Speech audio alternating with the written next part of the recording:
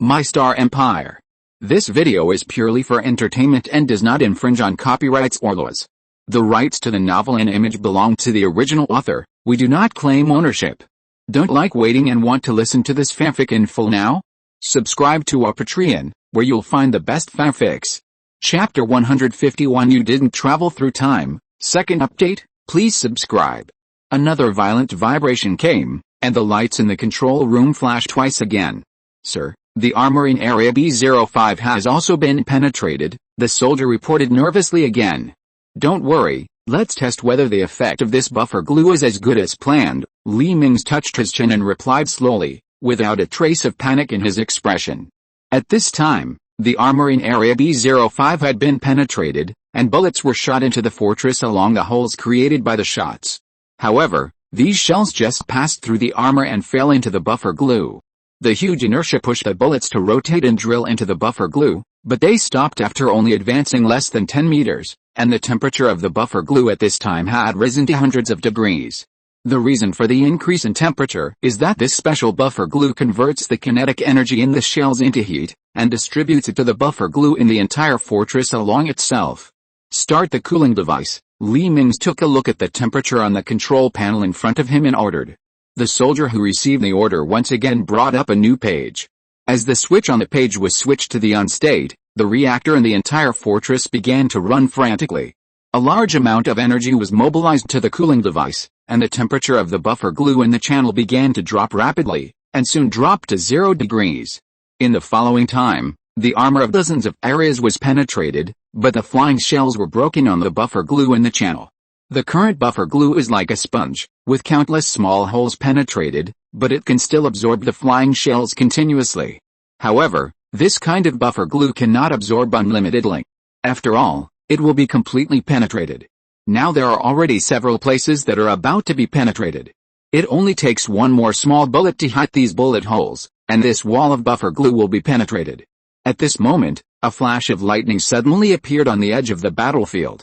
Your Majesty, our reinforcements are coming. The person in charge in the control room looked at Mingze, who was sitting with hope. Mingze looked at the time and shook his head helplessly. A few minutes later, a fleet of diamond-shaped warships appeared at the edge of the battlefield. From the appearance, it can be known that this is a fleet of the Mingze alliance. At this time, the commander of the Mingze fleet sat on the command seat with a sneer. The Empire would never think that they were just a vanguard, and the real main force was still behind. The purpose of his fleet was just to test whether the Empire had any other tricks. Since the war with the Empire, the top leaders of the Alliance have become more and more aware that the Empire likes to play dirty. This time, the Mingze Alliance was afraid that the main fleet would fall into the Empire's trick again, so they sent out his advance fleet. Unexpectedly, the Empire did not use their usual tricks, but chose a head-on confrontation, causing their alliance to waste so many warships in vain. Ha ha ha! Your doomsday is here, attack with all your strength. The commander of the Mingze waved his tentacles, and the main fleet that came and the advance fleet joined together and pressed towards the Imperial fortress. Your Majesty, what should we do? The person in charge asked anxiously. Don't worry, our reinforcements are here too. As soon as Mingze finished speaking, a flash of lightning appeared again on the periphery of the battlefield. A silver-painted Imperial fleet appeared in the starry sky. The size of this huge fleet was comparable to that of Mingze's fleet. Seeing the arrival of the Imperial reinforcements, the tense atmosphere in the control room was swept away, and everyone's morale was immediately boosted. As the Imperial fleet advanced, a drop of sweat fell from the forehead of Commander Mingze. Damn, I was fooled again. How did the Sith Empire contact the fleet in hyperspace? Commander Mingze gritted his teeth and muttered to himself. Now the Imperial fleet, with the help of space fortresses and independent artillery turrets, is obviously superior to Mingze's fleet. In addition, the Empire also has the weird outbreak mode, all of which made him sweat. At this moment, a flash of lightning appeared again on the edge of the battlefield. Huh? Whose fleet is this? Mingze and Commander Mingze both cast their eyes on the starry sky, and their expressions on their faces became serious. They both thought that the other side had reinforcements. As the two of them watched nervously, a fleet of the Sith Empire appeared in the starry sky, but almost every warship in this fleet was scarred, as if it had just experienced a fight. This was the Empire's first and second combined fleets that escaped into hyperspace during the Battle of Waston Star. Yang Shai, the commander of the Empire's first and second fleets, who jumped out of hyperspace, stared at the Mingze fleet in front of the fleet in amazement. What's going on? Didn't we escape into hyperspace? How come we fell into a fire pit when we came out? Isn't this a trap? Yang Shai was filled with despair. The number of the fleets on the opposite side far exceeded the combined fleet he was leading, and their warships were all damaged to varying degrees. All warships are ready for battle. Just as Yang Shai was preparing to fight to the death, a familiar Chinese voice came from the communication channel. This is the Imperial Elfin Star Space Fortress, calling the Imperial First and Second Combined Fleets. Repeat, this is the Imperial Elfin Star Space Fortress, calling the Imperial First and Second Combined Fleets. Isn't Ilfin a planet of the Mingze Alliance? When did it become the Empire's? Even the space fortress has been built. Isn't it a time tunnel that we entered instead of hyperspace? Yang Shai was confused. The Imperial First and Second Combined Fleets received, please reply. The call came again from the communication channel. The Combined Fleet received, this is the Imperial First and Second Combined Fleets. Yang Shai replied after connecting the communicator. Excuse me, what year is this? Yang Shai asked again. You didn't travel through time. It's only been 2 months since you entered hyperspace. Mingze didn't need to think about why the other party was so shocked. Yang Shai didn't know the secret plan of the Empire before. It was only 2 months. As soon as they came out of hyperspace, they found that the Empire was not defeated, but had even fought to the enemy's home. Anyone would feel like they have traveled through time. Great. Long live His Majesty. Long live the Empire. Yang Shai recognized Mingze's voice and immediately stood up to salute. Even though Mingze could not see at this time. You came at the right time. Temporarily joined the Imperial Assault Fleet and killed these Mingze people together. Mingze was in a particularly good mood at this time. Yes, sir, the Imperial First and Second Combined Fleets temporarily merged with the Assault Fleet and headed towards the Mingze fleet again. Damn it. How long will it take for the hyperspace engine to charge? The commander of the Mingze fleet yelled at the soldiers beside him. Report to the commander, it will take another 5 hours, damn it. Hold on for 5 hours. The commander of the Mingze smashed the control console hard, and an orbital gun fired out of control at the starry sky. This shot broke the strange calm of both sides. The Imperial fleet and the Mingze fleet seemed to suddenly wake up and started shooting at each other. Chapter 152 Andal Military Group, Part 3. Except for the first and second combined fleets, all other warships will be connected to the same channel, and the overclocking mode will be activated, Mingze ordered. You guys will send this body to the hibernation chamber later. Mingze pointed to the officers beside him. Yes, the officers nodded. Mingze nodded with satisfaction and then cut off the connection with this body, and his consciousness returned to the blue bricks of the Imperial capital. Mingze, who was connected to a new stand-in again, has appeared in the flagship of the Imperial Assault Fleet. Mingze, who changed into power armor, stood up and walked to the bridge. The 5 singers in the bridge had already prepared and stood respectfully in a row beside the command seat. Find them some chairs, it's hard for them to stand. Mingze glanced at the singers. These people died for the Empire, so at least let them sit down and rest. Several soldiers trotted to the storage room and brought back 5 magnetic chairs.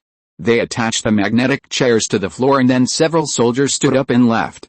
Thank you, Your Majesty. The 5 singers bowed gratefully and sat in their chairs. Start overclocking. With Mingze's order, one of the singers who had just sat down stood up, went to the side and took out a helmet and put it on his head, then walked to the middle of the bridge and sat down. As the entire fleet entered the overclocking mode, the firing rate and dodge rate of all warships suddenly increased. The commander of the Mingze fleet smashed the console several times. Despicable, despicable, despicable. The Dem Empire only knows how to play this trick. Last time, they had more warships than the Empire and barely managed to tie. Now the Empire has more warships than their fleet, and they are also supported by fortresses and artillery. How can they fight this battle? Transfer all weapon energy to shields and hyperspace engines. Don't worry about the service life of the hyperspace engines. Superpower infuse energy, and all warships start dodge mode. The commander of the Mingze fleet gritted his teeth and ordered. If you can't afford to fend, why not hide? At most, you can hide in hyperspace for a month or 2. Anyway, the fortresses in the Alliance have been built, and it is not a problem to hold on until your fleet returns. In this way, the Mingze fleet, which was originally shooting at the Imperial fleet, suddenly turned around and ran towards the outer edge of the galaxy. They want to run, catch up with them. Mingze discovered the intention of the Mbechi commander, and the Imperial fleet that received the order also quickly turned around and followed. In this way, after chasing each other in the galaxy for several hours, the fleet of the Mbechi alliance disappeared in the starry sky with light.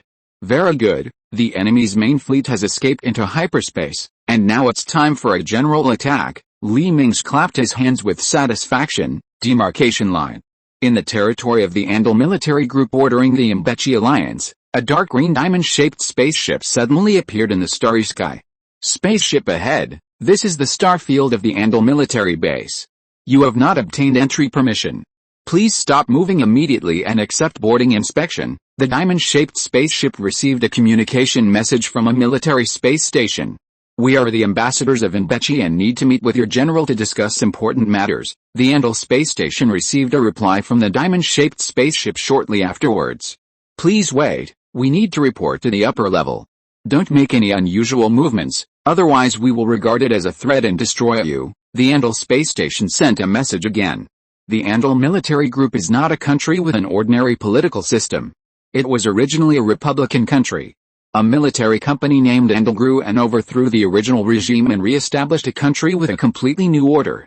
The Andal military group can be regarded not only as a country, but also as a huge interstellar group company. Because there is no way to restrain its existence, the Andal military group has no bottom line at all. As long as it is profitable, they will do it. And the one who rules such a behemoth is the chairman of the group, General Mocha, self-proclaimed.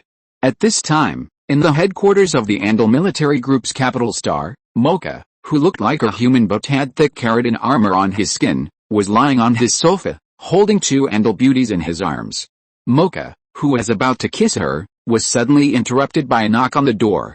Come in, Mocha said impatiently. General. The envoy of the Mbechi alliance appeared on the outskirts of our star field and requested to see you, saying that there was something important to discuss. The female secretary who pushed open the door of the room only took 2 steps forward and stopped, reporting carefully, lowering her head while speaking and not daring to look directly at General Mocha in the room. Well, it's okay, bring them to see me after the examination. And, you come too, Mocha said and waved to the female secretary. The newly appointed female secretary walked to the sofa tremblingly and was hugged by Mocha. Although she heard that General Mocha was extremely cruel and the previous secretaries were seriously injured and sent to the hospital, she did not dare to resist, because if she resisted, her whole family would not survive. As the guard at the door closed the door, screams came from inside. Another secretary who came with him ran away from this place of trouble. The guard stood guard at the side of the door with a calm face. He had long been numb to all this. Such a drama would be staged several times a day. Crazy Mbechi's spaceship, your application has been approved. Please patiently accept the inspection of the security ship. Mbechi's spaceship soon received a reply, turned off the engine and waited quietly.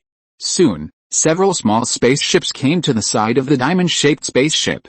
As the bow scanner of the security spaceship emitted beams of light, all the information of the entire Mbechi ambassadorship was exposed to the Andal space station. Safe. No high-powered weapons and biological and chemical weapons are carried, and entry is allowed. The diamond-shaped ambassador ship, which obtained entry permission, flew towards the capital of the Andal military group, demarcation line. In the territory of Halva Galaxy occupied by the Empire, 5 transport ships flashed and appeared in the starry sky. These 5 transport ships were the evacuation ships for the new recruits of the consort army who escaped from the Ibero Galaxy. At this time, the 5 transport ships were filled with densely packed dormancy boxes in each cargo hold. After entering the hyperspace, the system used the interface of entering the dormancy chamber to end the training test and fooled everyone into sleeping in the dormancy chamber. According to the scheduled route, the 5 transport ships left the hyperspace and flew towards Halva. As the transport ship slowly docked at the space station of Halva, robots and soldiers rushed into the transport ship.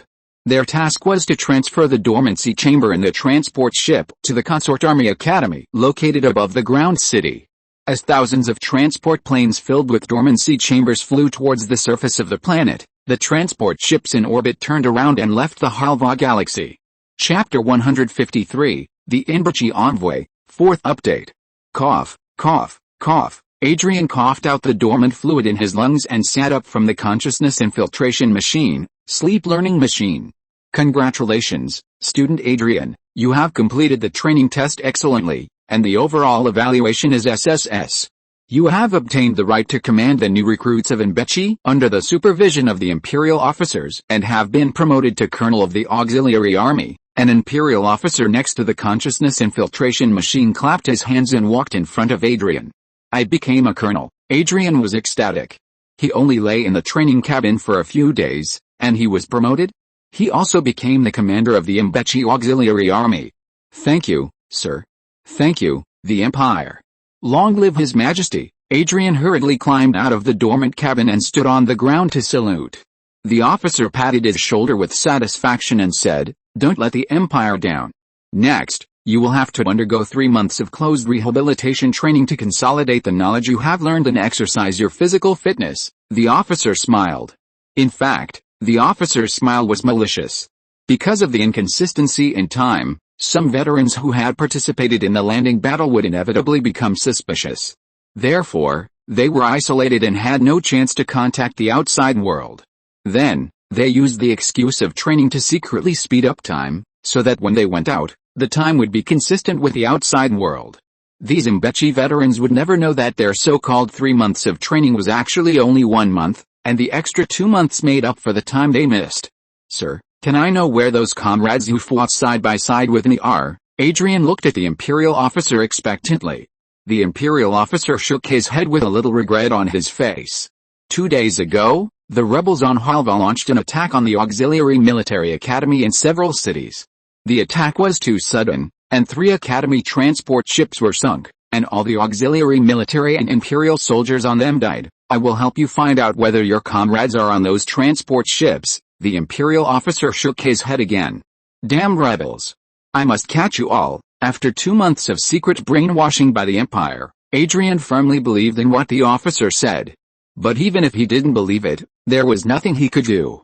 The Empire had already sank 3 nearly scrapped transport ships onto the planet, and everything was forged impeccably. Not only that, the information of millions of new recruits was also deleted, a large number of files were completely destroyed, and the population on the planet had also undergone several disorderly exchanges between cities. People had no idea how many new recruits the Empire had recruited, and the true death situation was even more unknown. Even if the relatives of the deceased came to inquire, the Empire would prevaricate by saying that they were all killed by the rebels. The truth that the Empire used these new recruits of the Auxiliary Army to capture planets would also be completely buried in the torrent of history, and the information in it would become a keyword that was prohibited from circulation. Even if these tens of thousands of Mingze veterans knew the truth in the future, they had been brainwashed for a long time and were already devoted to the Empire. At most, they would say a few words that the Empire was doing it for their own good. Since then, the Auxiliary Army's new recruit plan has been a perfect success. Not only has it achieved very good results, but it has also selected a large number of excellent soldiers for the Orbital Airborne Army demarcation line. After a long flight, the ambassadorship of Mingze has arrived at the capital star system of the Andal military group. Different from the layout of the capital stars of the Empire and Mingze, there are 4 huge space cities floating on the equatorial orbit of the capital star of the Andal military group. The core of these space cities is 4 huge orbital elevators. Unlike the original orbital elevator, this new orbital elevator undertakes a large amount of public transportation, and the outer side of the orbital elevator has been transformed into a skyscraper, integrating commercial and residential functions. Sharing a large population of the capital star of the Andal military group, a large amount of space is left on the Andal capital star for the construction of various entertainment facilities and parks. Of course, unlike what normal people think, the Andal military group government charges high ticket prices for the construction of these parks and entertainment facilities. Through these controlled green spaces, the Andal military group government has obtained a lot of tax revenue. There is no way, if the citizens of Andal want to get close to nature, they can only choose to pay. And like the Empire, the Andal military group also likes to use the iron-blooded black and red, but unlike the Empire, the buildings of the Andal military group are all angular and muscular steel buildings. The Sith Empire is full of muscle and also takes into account the sense of technology and aesthetics. Each building is carefully designed and matched together beautifully. This is the Mingze Alliance ambassador ship, requesting to enter the port. Mingze's ambassador ship sent a request message to the huge space city floating in orbit. This is Space City 01 Spaceport. The application for entry is approved. Please dock at the designated port under the guidance of the pilot ship, the Spaceport Management Office replied to the message. Then a small spaceship flew out of the huge port. Dozens of huge yellow searchlights on the small spaceship flashed, making the small spaceship clearly visible in the starry sky. Under the guidance of the pilot ship, Mingze's ambassador ship slowly flew into the inner port of the space city. As the huge gate of the inner port closed to the middle, a large amount of gas was filled in. Two Mingze ambassadors walked down the diamond-shaped spaceship under the escort of 4 guards and came to the pier in the port. Don't ask me why we all breathe oxygen. It's just a coincidence that the civilizations we've encountered so far all breathe the same air. You've encountered the probability of winning the lottery. An officer representing the Andal military group came up with dozens of guards. Welcome. Welcome. The officer's hand clasped the tentacles of the leading Mingze envoy. Excuse me, Ambassador Mingze, what are you doing in our Andal? We have important matters to discuss with your great General Mocha. The Mingze envoy replied, neither servile nor overbearing. Come with me. The officer nodded and led the Mingze ambassador and his party to the hovercraft parked on the side. As everyone boarded the hovercraft took off and flew towards the orbital elevator in the distance. A few minutes later, the ambassador and the officer got off the hovercraft and walked into the transfer center of the orbital hall. How is it? Isn't our orbital elevator much more reasonable than the orbital elevator on your Halva planet? Oh, yes, you have lost Halva planet, the officer chuckled. The eyebrows of the Mingze envoy jumped. He realized that the Andal military group was planning to give them a warning. Chapter 154, Secret Meeting, 5th Update. That's only temporary. Soon our fleet will be able to retake the Halva system, the Mingze ambassador replied indifferently. He didn't want to clash with the people of the Andal military group. After all, they came for a request. I hope so. The Andal officer showed a contemptuous smile, which once again caused the veins on the forehead of the Mingze ambassador to jump. But the anger in his heart was suppressed by the ambassador again. There was no way. A weak country has no diplomacy. If the Andal people were not sure about the true strength of the Mingze alliance before, then after the Empire's attack, the Mingze alliance was exposed. No one spoke along the way, and only the sound of the orbital elevator could be heard. Welcome to the Andal capital Extreme Head, you will feel at home here, the great General Mocha. The walls of the orbital elevator showed a promotional video of the Andal capital Extreme Head. In the promotional video, the Andal leader Mocha's demeanor was approachable, which made the Mingze ambassador relieved. A few minutes later, the orbital elevator stopped at the transfer station in the air. An officer Andal took everyone on the flying car and flew to the forest in the distance. This forest is like an emerald inlaid in the city. The forest covers an area of about hundreds of square kilometers. Rare trees from various planets take root here. Some cute animals are playing in the jungle. Hundreds of man-made waterfalls are mixed in the undulating mountains. Located in the center of this forest is a huge building over 1,000 meters high. This building is different from Andal's mechanical style, but is similar to the style of the Sith Empire, full of artistic beauty. As the flying car landed under this huge building, dozens of Andal guards wearing heavy power armor walked up quickly, and the guards were on both sides of the hovercraft. The officer got off the hovercraft with 2 Mingze ambassadors and 4 guards. The guards on the side slapped their chest armor twice and roared, which scared Ambassador Mingze. There were hidden signs of power along the way. It seems that today's secret meeting will not be so easy, Ambassador Mingze thought secretly. As the group walked through the huge and narrow corridor on the ground floor of the building, a guard stood under the load-bearing columns on both sides of the corridor. Whenever Ambassador Mingze and others walked by, they would pat their chests and roar. Is this your military salute? Envoy Mingze couldn't help but ask softly. No, this is a great gift we give to welcome important guests. Officer Andal turned around and smiled at the 2 ambassadors of Mingze, revealing his white teeth, which made people feel cold. I am honored. The tentacles under the robe of Envoy Mingze clenched into a ball and then stretched out. The general is waiting for you in the hall, please come in, and the guards will stay outside. Officer Andal led Ambassador Mingze and his group to a huge door. The 2 ambassadors, 1 chief and 1 deputy, nodded and stepped forward. The guards standing on both sides of the door stretched out their hands to open the door. As the door slowly opened, The dazzling light in the hall suddenly blinded the two people's eyes. It was not until they recovered that they could see the whole picture of the hall.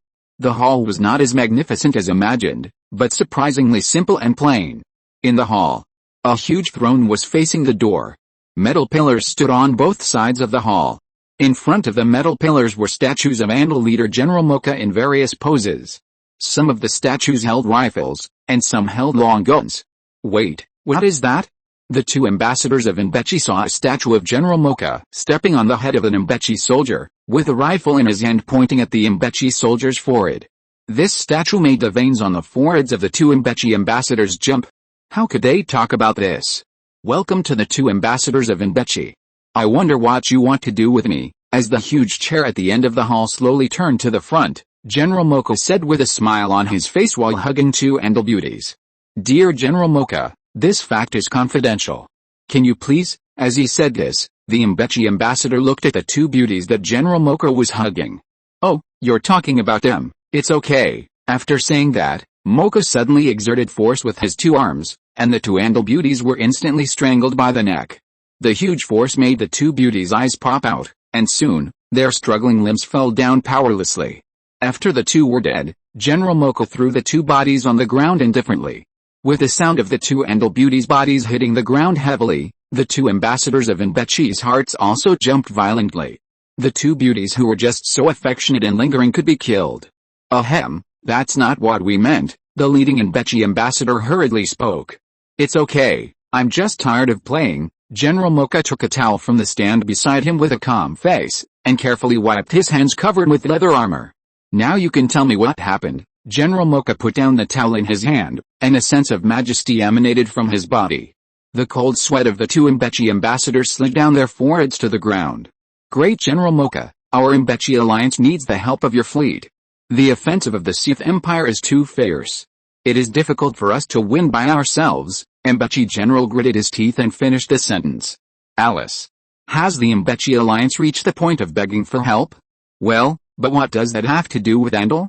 You know, it was the terrorists in your territory who first provoked the Sith Empire. General Mocha shook his head and picked up a nut from the side and threw it into his mouth. General. You and I both know that this is just an excuse made up by the Sith Empire, Mbechi Deputy Envoy said angrily. So what? Why should I waste our Andal's precious troops to help you? Mocha chewed the nut in his mouth slowly. General, if you don't help us, when the Empire advances to the border of your Andal military group, their next target will be you, Mbechi Deputy Envoy hurriedly explained. HMPH, that's not necessarily true. You know, there are more than one country on the border of the Sith Empire. General Mocha shrugged and said indifferently. General, tell me, what conditions do you need to send troops? Seeing that Mocha was silent on this matter, the Mbechi envoy had no choice but to show his hand. They knew that they had already lost a bargaining chip in this negotiation. Well, it's hard to think about this.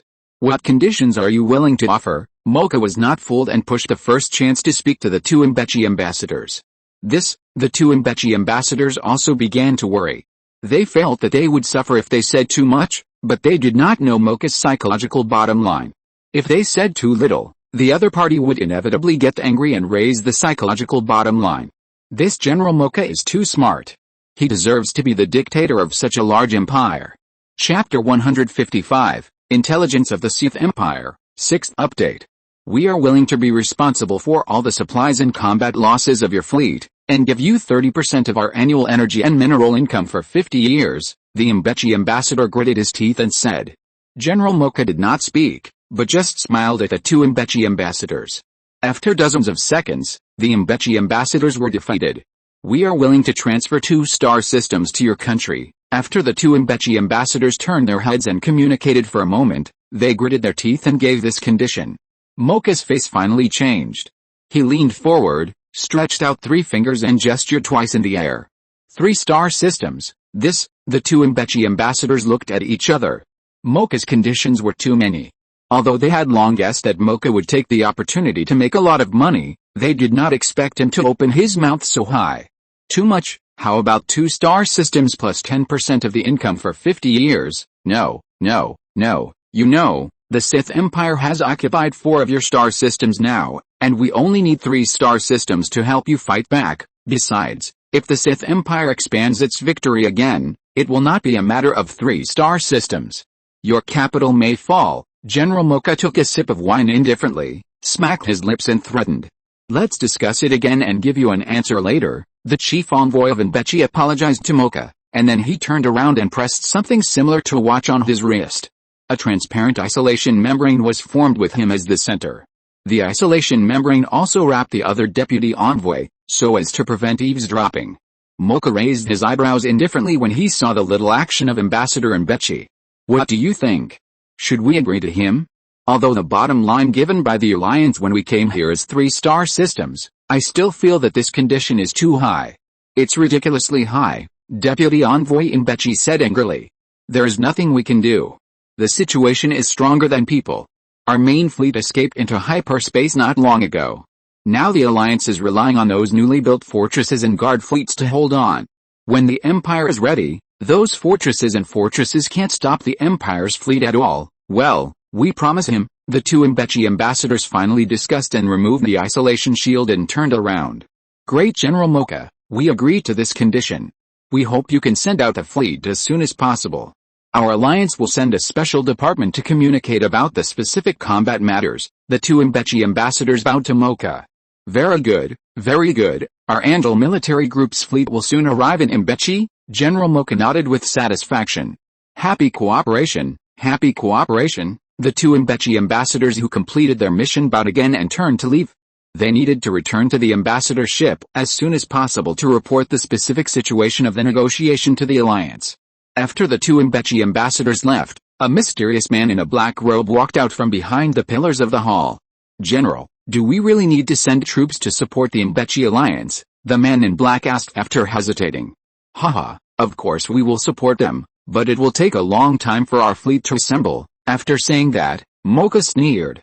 Yes, by then. It will not be up to them to decide how many planets to give us. The man in black also sneered. Call all senior officers, we need to formulate a battle plan, Mocha said, walking out of the hall with his big belly. The remaining men in black robes looked at the corpse on the ground helplessly, and waved to the guards at the door to carry it out. A few hours later, in the conference room of the Andal military group headquarters building, dozens of senior generals sat in the conference room. As Mocha pushed open the door of the conference room, many generals stood up and applauded. Mocha waved and sat in his special seat in the conference room. After Mocha sat down, everyone sat down one after another. We have recently reached a secret agreement with the Mingze Alliance. We will send troops to assist them in resisting the attack of the Sith Empire. Officers from the intelligence department, give everyone a brief report on the information you have about the Sith Empire. Mocha turned to look at an officer and ordered. Yes, General, as everyone knows, 8 years ago an evil empire called the Sith Empire appeared in the starry sky. It took them 3 years to annex their neighbor, the Parker Union. Later, after 5 years of development, the Empire, which thought it was strong, launched a quantum incident against the Mingze Union, starting the war of the Sith Empire's invasion of the Mingze Union. As far as we know, the Sith Empire's fleet strength is comparable to ours, and the Sith people like to play tricks. Parker and the Mingze Union fell into the endless tricks of the Sith Empire. The officer paused here and continued, the Empire's spacecraft are not only thickly armored, but also equipped with mature shield technology obtained from the Parker Union.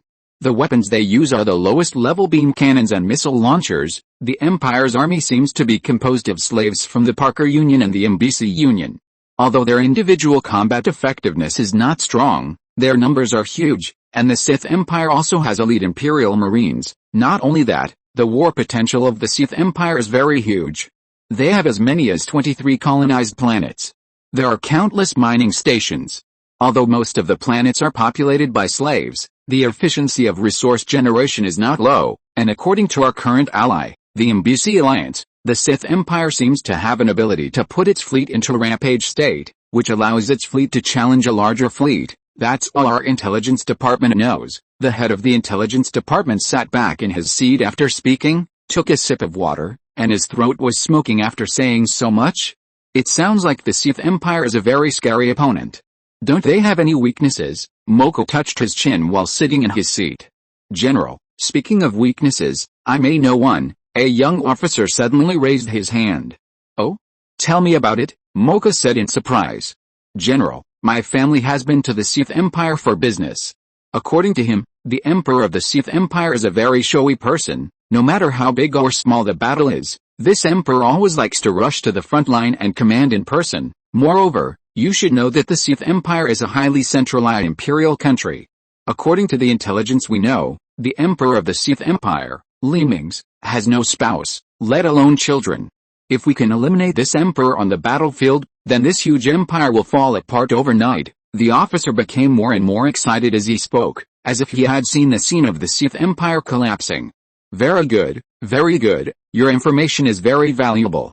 Your salary will be increased by 1 level. Mocha clapped his hands in joy. Thank you for the reward, General. The young officer hurriedly bowed to thank him. If you're listening to this novel on a channel other than Fanfic World, it means they downloaded and uploaded it without effort. We cordially invite you to visit our channel, Mundo Fanfic Novelis. There you'll find the original version of this story and you can explore many other novels of various genres. We're waiting for you to immerse yourself in a world of incredible novels. Chapter 156, Mbachi's Foreign Aid, 7th Update. So, how do we determine which battleship the Emperor of the Sith Empire is on? Mocha thought of this question after calming down. General, according to our intelligence department's analysis of the battle video sent by the Mingze Alliance, we found this. The head of the intelligence department sent the information on the terminal in his hand to the terminal in the conference room. A huge cruiser was projected in the middle of the conference room, and it looked like Mingze's vehicle. General, through searching and comparing, we finally found this unique battleship among many battleships. This battleship has deleted some main turrets and missile launch bays, added several antenna arrays and thickened armor. Why do you think this is the enemy's flagship? It doesn't seek firepower but only protection and command capabilities, the intelligence director said proudly. Not only that, after our calculations, the battleships around this battleship are intentionally or unintentionally blocking Mingze's orbital electromagnetic guns to protect the battleship in the middle. The director threw out another ironclad evidence. Indeed, this must be their flagship, the officers present echoed one after another. Very good, then we will create a decisive battle, lure out this arrogant emperor, and behead him. Let's name this plan the beheading plan. Mocha, who was secretly proud of his naming skills, touched his chin with satisfaction. As ordered. Everyone, start to formulate a detailed battle plan around the beheading plan. A senior officer stood up and instructed everyone. Amid the noisy discussions of a group of officers, Mocha stood up and left the conference room. More than 10 days later, a large fleet of the Andal military group slowly left Andal and flew towards the Mingze Alliance on the side. At this time, a detector of the Empire at the border of the Mingze Alliance suddenly discovered a hyperspace fluctuations in the galaxy. An urgent confidential message was uploaded to the intelligence department of the Sith Empire. As soon as the message was sent out, a huge fleet appeared in the starry sky, and the angular mechanical-style warships were densely packed with the starry sky. The shrill alarm sounded in the intelligence department of the Sith Empire's capital, and a staff member ran nervously in the corridor. Sir, it's bad. A large fleet has been detected at the border star system of the Mingze Alliance.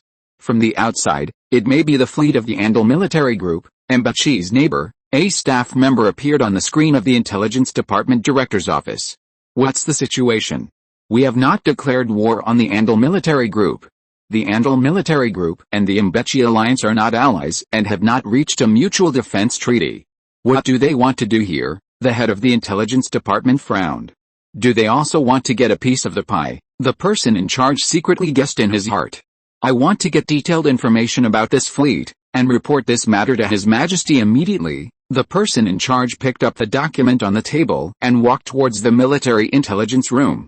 At this time, Mingze, who was following the fleet to capture cities in Mingze, also received an urgent message from the headquarters. Bored Mingze shook his head and left the command seat and returned to the captain's room. Speaking of it, what's the matter? Mingze threw himself on the sofa and said lazily. The recent offensive was too smooth, so he didn't feel any pressure. Your Majesty. We have found a fleet of the Andal military group in the territory of the Mingze Alliance. They are heading towards our location at full speed. The figure of a staff member appeared in Mingze's terminal. Next to the staff member was a playback of the video of the Andal military group fleet jumping out of hyperspace. No, if they are planning to divide up the Mingze Alliance pie, they shouldn't come straight to us. Check the star systems their fleet has passed through." Li Mingze frowned. "As you command, Your Majesty." "Please wait." Tens of seconds later, "Your Majesty, I found it. This is the route of their fleet," the staff member said and passed the star system map to Li Mingze. Li Mingze looked at it carefully and frowned even more. Their route passes through several important colonized star systems of the Mingze Alliance. Why haven't they been ambushed and intercepted? Could it be? Li Mingze closed his eyes and pondered. The Mingze Alliance must have reached some evil deal with the Andal military group. Li Mingze slammed the table. Feeling that the situation was beginning to develop in a bad direction, Li Mingze stood up and walked towards the bridge. Continue to pay attention to the information of the Andal military group fleet. After that, Li Mingze turned off the terminal and sat in the command seat. "Your Majesty, we have received a communication request from an unknown force." Unexpectedly, as soon as he sat down, a soldier stood up to report. "Connected in." "Yes." As the lights on the bridge dimmed slightly, a large face covered with hard stratum corneum appeared on the holographic screen in the center of the bridge. "Hello, Imperial, we are the Andal military group," the man on the screen slowly introduced himself. "A few months ago, the warships of the Sith Empire brazenly invaded the territory of our neighboring Mingze Alliance. They seized a large area of Mingze Alliance's territory. We strongly condemn the robbery of the Sith imperialists and demand that the Sith government immediately apologize and guarantee to stop invading our neighbor Mingze Alliance, immediately withdraw troops from the Mingze Alliance, and compensate for all losses caused by the invasion. If you insist on your own way and do not withdraw troops from the Mingze Alliance and compensate for the losses, our Andal military group will definitely uphold justice for the Mingze Alliance." The man in the video read the manuscript in his hand with an excited tone and closed the communication connection. Li Mingze stared at the holographic screen that had lost the signal in a daze with a look of surprise. How shameless, and the robbery of the Sith imperialists. Too shameless. It is clear that Mingze has occupied the inherent territory of our Sith Empire since ancient times. Believe it or not, an antique of the Sith Empire can be dug out in the capital of Mingze tomorrow. Damn it. They are all a bunch of bandit logic countries that don't know right from wrong. Slavery must be eradicated. Li Mingze angrily smashed the console, but soon he couldn't help laughing at his own shamelessness. The battle plan has changed. All the advancing fleets will immediately retreat strategically. Withdraw all the weapons in the occupied areas to our channel defense line. Li Mingze pondered for a while and decided to be safe, because after a while, the main fleet of Mingze might be able to leave the hyperspace. If the Empire is attacked by the Andal military group and the Mingze Alliance in Mingze, it will still lose even if it has the plug-in of the Singer. Chapter 157 Strategic Retreat, 8th Update. Order the construction ships on the channel defense line. Don't worry about the supply of materials, and focus on building the fortresses on the defense line. Li Mingze gritted his teeth and said that the ore he had looted from various planets in the territory of Mingze this month should be enough to reinforce the defense line. After receiving Li Mingze's order, the warships originally distributed in various parts of the Mingze Alliance turned around and withdrew to the Imperial defense line. On some planets that were halfway through the attack, the Auxiliary Army and the Orbital Airborne Army stopped the offensive and moved a large amount of materials to the transport ships. The Imperial fleet was like a swarm of locusts, leaving no grass wherever it passed. In order to save materials for making robots, a large number of Mingze strong men were also forced to board the transport ships flying back to the defense line. In the end, the Mingze troops who came to receive them were left with a lot of ruins that needed to be rebuilt and countless old, weak and sick people. These old, weak and sick people greatly hindered the progress of the Mingze troops, because the Empire looted the materials they depended on for survival, causing the Mingze troops to distribute military supplies to civilians. The most vicious thing is that the Empire destroyed all the buildings before leaving, making it a pity for these Mingze people to live in them or not. The Mingze Alliance's top leaders were so angry that their teeth itched. Although they didn't want to care about these old, weak, sick and disabled people, they were all federal citizens who had paid taxes, so they had to care about them. Just thinking about it made these top leaders feel overwhelmed. More than 10 days later, there were no Imperial spacecraft in the Mingze Alliance, and the Empire retreated to the California, Halva and other star systems. Construction ships were still busy in the orbits of the main planets in these star systems. The goal of the order issued by Li Mingze was to make the defense projects of these star systems able to withstand 50% of the firepower of all enemy warships. As long as these fortresses can hold out for a few hours, the support fleets waiting in hyperspace in advance will be able to arrive. The Empire prepared 3 support fleets in the 4 star systems. As long as the enemy chooses to attack a star system, then the support fleet, together with the original fortresses and artillery positions, can easily take down half of the enemy's fleet.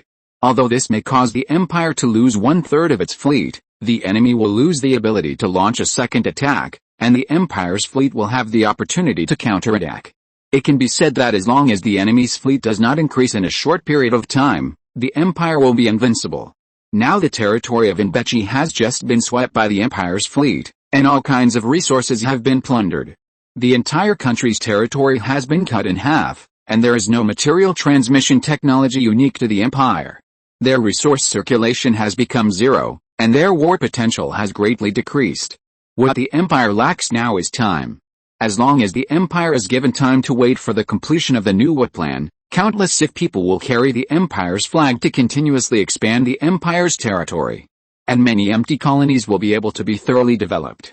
A large population will bring countless excellent soldiers and scientists to the Empire. The Empire's technological development will usher in a big explosion, and a large number of talented soldiers will also join the Empire's fleet. You must know that these new humans not only have extremely high quality and the highest loyalty, but they also have no relatives. If they die in battle, the Empire does not need to pay pensions, which will save the Empire a lot of money. This group of elite and cheap new humans will completely change the current war situation. Apart from other things, the strong bodies modulated by genes can nearly double the upper limit of overclocking. Declare the highest wartime state. All food and supplies are rationed. All civilian shipyards stop building civilian ships and devote all their energy to building military equipment such as torpedo boats. All civilian flying car manufacturers are fully transferred to the manufacture of ground combat vehicles. Civilian clothing factories are also all transferred to the manufacture of military combat uniforms. All electronic equipment companies are requisitioned to make military parts. We can't just rely on printing to manufacture equipment.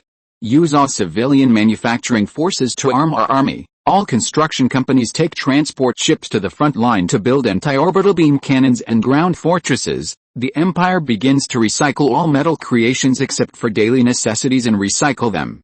Use them all to build warships for me. Mingze sat in his blue brick office and issued several supreme decrees in succession. For a time, the huge chariot of the Empire seemed to be injected with accelerants and began to accelerate slowly, with all resources tilted towards the military field. At this time, the main fleet of the Mingze Alliance also left the hyperspace and dispersed to various star systems to join the fleets of the Andal military group. In the capital of the Mingze Alliance, a huge spaceship fell from the sky under the escort of many warships and landed in the square in front of the Parliament building. A team of guards escorted an Andal man in a black robe to get off the spaceship, and the Mingze officials who had been waiting for a long time immediately greeted him. Welcome to the Mingze Alliance, let's go in and discuss. The speaker of the Mingze Alliance made a gesture of invitation and walked into the Parliament building with a black-robed man.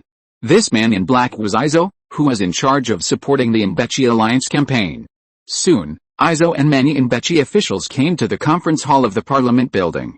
As everyone took their seats, a hologram appeared in the air in the conference hall. There is not much time, so I won't talk nonsense.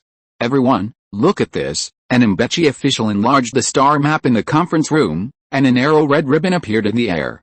This strip is the channel defense line that the Sith Empire uses to cut our Mingze Alliance in half. Since our fleet can only take care of the half containing the capital, the other half is now completely isolated from us. It should have fallen into the hands of the Sith Empire, and if we want to cut off this defense line, there are only 2 ways. One is to find a point to break through, and the other is to directly attack the territory of the Sith Empire. But the second one is impossible. The only galaxies bordering the Sith Empire are the Waston Galaxy and the Comanche Galaxy. The Waston Galaxy is now a component point of the channel defense line, and the Comanche Galaxy is located in the other half of the area that is isolated from us. In other words, we can only choose one point to break through. Izo interrupted the official and asked. Yes. If we choose to raid the Waston system, not only can we cut off the connection between this line of defense and the Sith Empire's homeland, but we can also open up the connection with the other half of the territory. You Mingze people have no brains. You don't have a fleet in the other half of the star field. What if we suffer heavy losses after opening up the Waston system and face a pincer attack from the Sith Empire and their defense line? Izo sneered disdainfully. Chapter 158, A New Beginning, Chapter 9. Then you tell me what to do. The rebutted Mbechi official suppressed his anger and leaned back in his chair, making a gesture of spreading his hands. Here, the black-robed man Izo stood up and pointed out a galaxy on the holographic screen, and the galaxy was quickly enlarged. Gavria Galaxy, the black-robed man rested his hands on the table.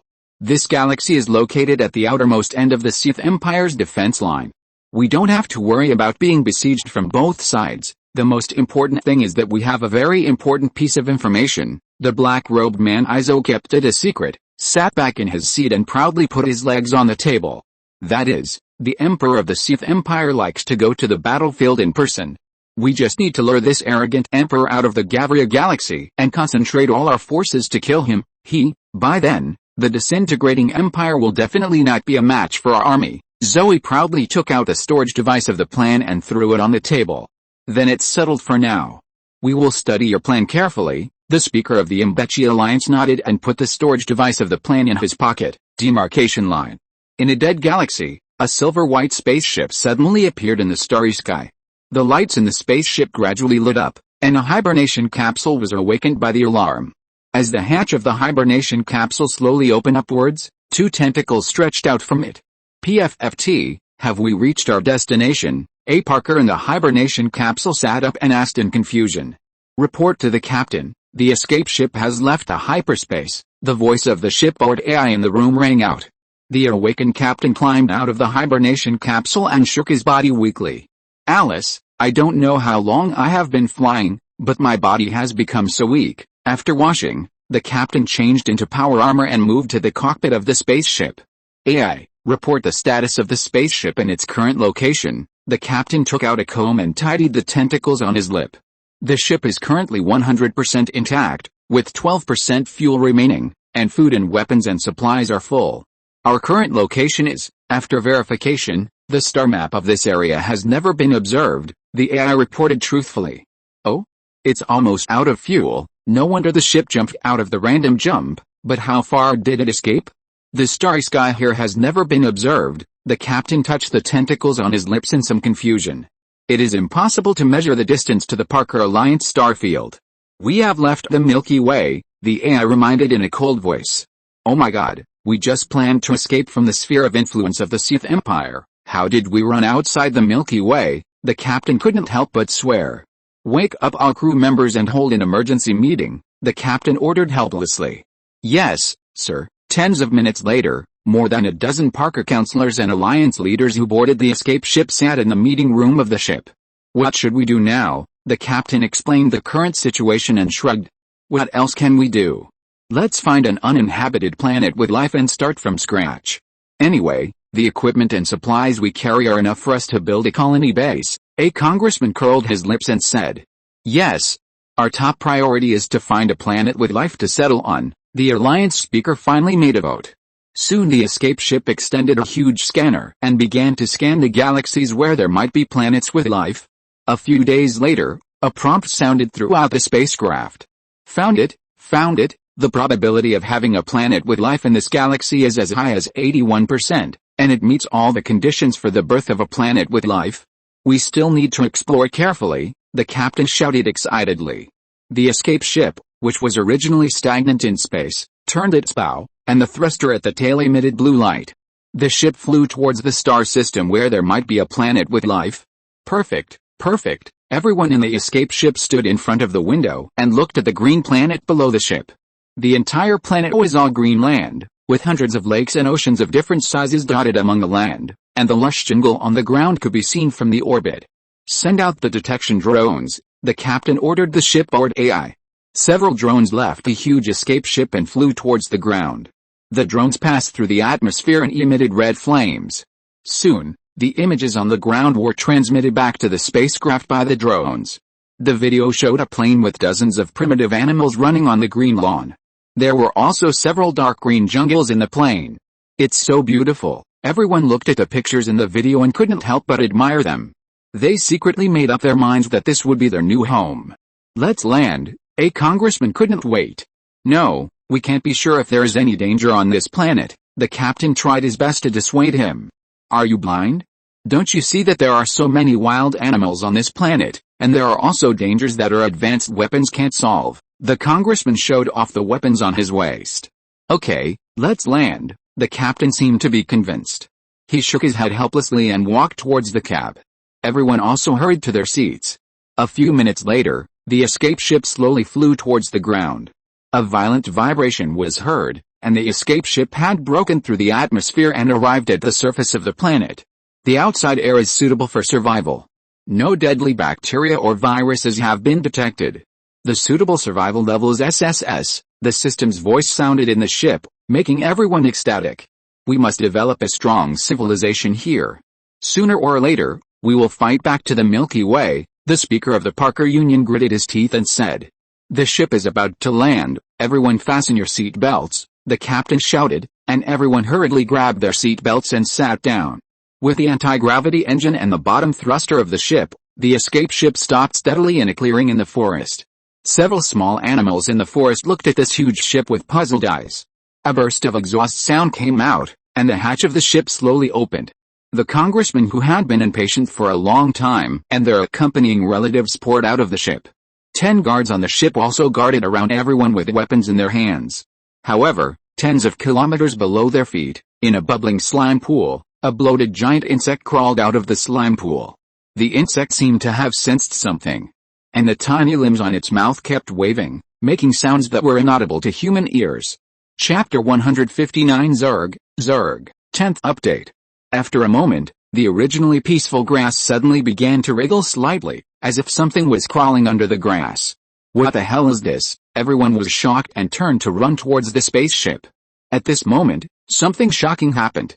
Dozens of huge spikes wrapped in exoskeletons rose from the ground, tightly wrapped the escape spaceship and bent inward. With a sharp metal creaking sound, the huge escape spaceship was quickly dragged under the ground, and the grass around the pit squirmed and covered it, and the ground returned to flatness. Seeing this incredible and terrifying scene, several Parker Alliance members retreated in fear and sat on the ground. Dozens of tiny bone spurs stretched out from under the grass again, and rolled several people who fell to the ground into the ground. As the screams of several people who were dragged underground became weaker and weaker, the remaining people looked at the grass on the ground with horror. Run! Everyone go to the woods, the Alliance speaker shouted and ran to the woods on the side. However, before he could get close to the woods, the seemingly lush forest began to twitch and turned into blood threads that sank into the ground. The originally dense jungle turned into an open space. Damn it! We've been fooled. All the plants on this planet are disguised by this kind of life form, a congressman wailed in horror. Before he could continue, the man was pressed down by the unknown creature that came out of the ground. This was just the beginning. In just a few seconds, thousands of unknown creatures came out of the ground and pounced on the crowd. At this time, the weapons carried by the guards seemed to have no threat in front of so many unknown creatures. The 10 guards with weapons were torn into pieces of blood and flesh in a short while. In the blink of an eye, everyone was subdued by the unknown creatures without exception, but the strange thing was that these creatures did not kill them again, but dragged them to the open space on the side. A huge worm tens of meters wide sprang out from the ground, bringing up mud flying all over the sky. As the worm's head hit the ground, the worm's big mouth slowly opened. Following the worm's big mouth full of sharp teeth, everyone saw the worm's empty abdomen. At this time, the unknown creature that was pressing on everyone picked up everyone and dragged them towards the worm. Is it going to eat us? A female relative brought by a congressman screamed in fear. But obviously different from what everyone worried about, the huge worm's jaw moved, and the sharp teeth in the lower part retracted into the flesh, and many unknown creatures dragged everyone into the worm's body. As the worm's big mouth closed, the worm's abdominal cavity turned into a dark mass, with only the sound of everyone's heartbeats. With a shaking, everyone felt that they were falling to the ground, but they were blocked by the protruding inner wall of the worm under their feet and did not slide down the slope to the other end of the worm. Tens of minutes later, just when everyone was about to collapse, the worm's big mouth opened again. The light outside the mouth illuminated the worm's abdominal cavity, and the unknown creature seemed to have received some instructions and dragged everyone out again. This time, everyone saw the environment clearly. In a huge hall covered by an unknown skeleton. Thousands of glowing bubbles were hanging above and on both sides of the hall. In the hall, hideous-looking insects were whispering and roaring. Hiss! A huge roar came from the end of the hall, and many insects instantly quieted down and looked at the end of the hall. A large door formed by a thin film at the end of the hall opened to both sides. A fat and huge arthropod wearing a heavy shell and an organ similar to an ovary at the tail walked into the hall under the protection of dozens of black insects. Many insects in the hall bent their forelimbs and knelt on the ground, and their heads lowered. It seemed that the one coming was their leader, the emperor insect.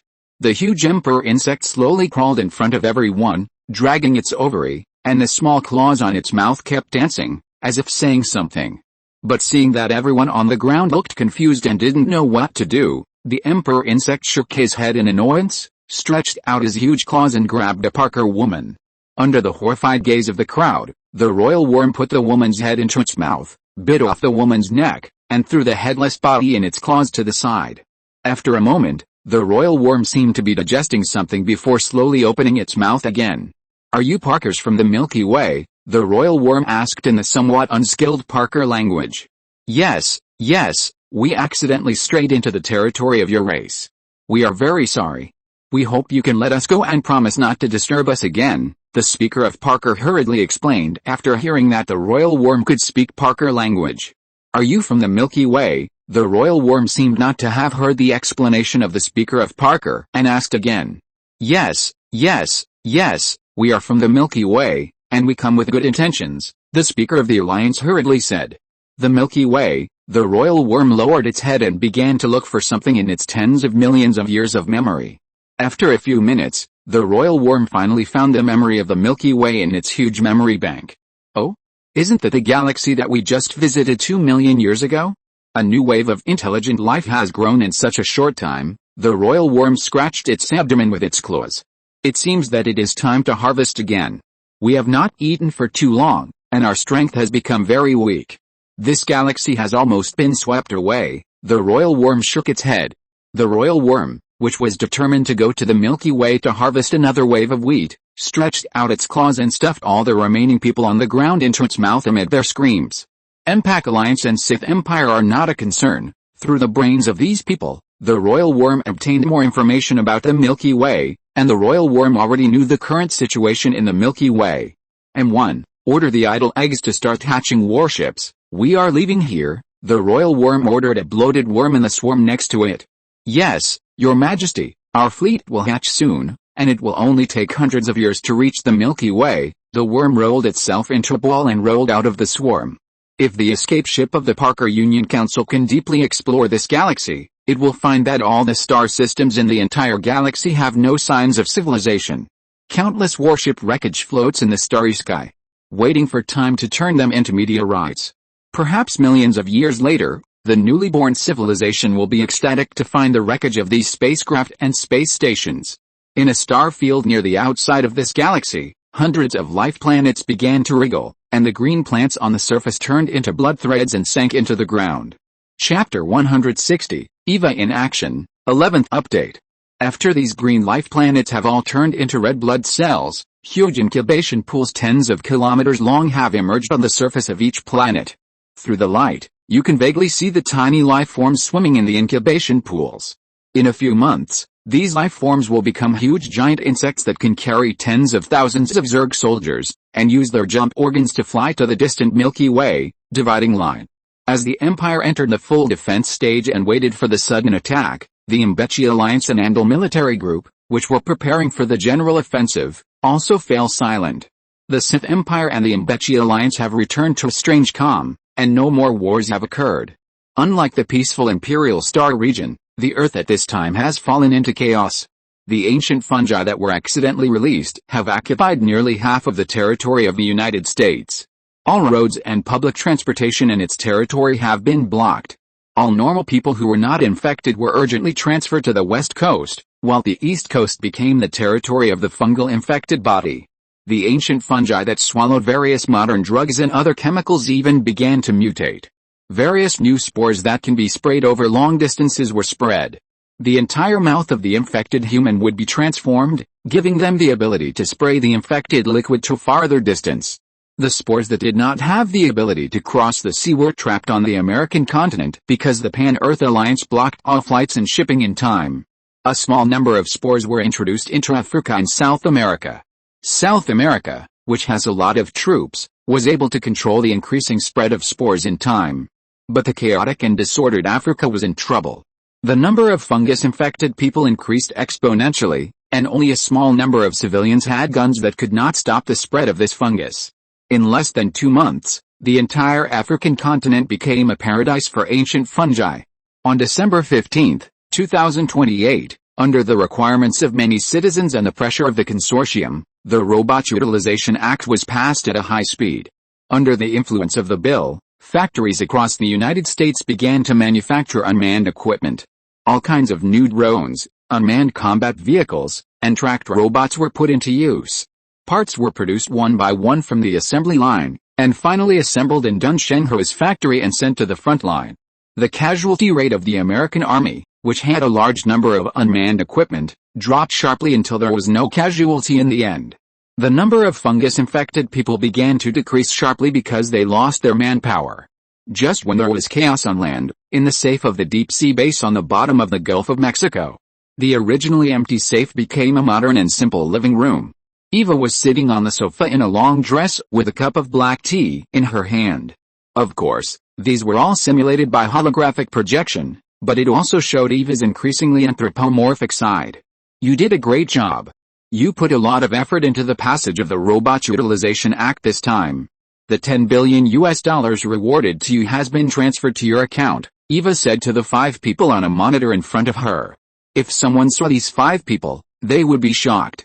Aren't they the chairman of the American Labor Union and the heads of several newly established consortiums?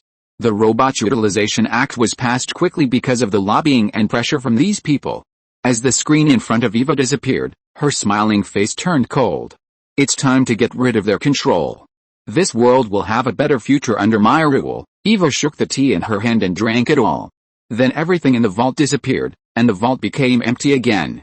On the streets of Dunshenhu late at night, there were few pedestrians and vehicles, only 3 black SUVs were lined up and driving slowly. These 2 are our mission targets this time, the wife and daughter of the soldier who is responsible for the security of the deep-sea base in the Gulf of Mexico. A man in a large windbreaker took out a tablet and sent the target picture to the staff in each car. Now the families of these soldiers are under the protection of FIB special agents. We must deal with all the special agents within 5 minutes and evacuate quickly after catching the target. There will be a car to pick you up, the team leader instructed on the intercom. Yes, sir. The personnel in each car picked up their assault rifles from their feet, and with a series of clicks, all the weapons were loaded. A few minutes later, the convoy arrived at the foot of an apartment building. Go, go, go, the person in charge shouted. As the right doors of the 3 cars were opened, 12 fully armed mercenaries rushed into the apartment building. The special agent who was disguised as a doorman guarding the door of the apartment did not know that he had been exposed. When he was about to press the alarm, he was shot and received by the mercenaries. The rifle equipped with Eva's special silencer did not make a sound.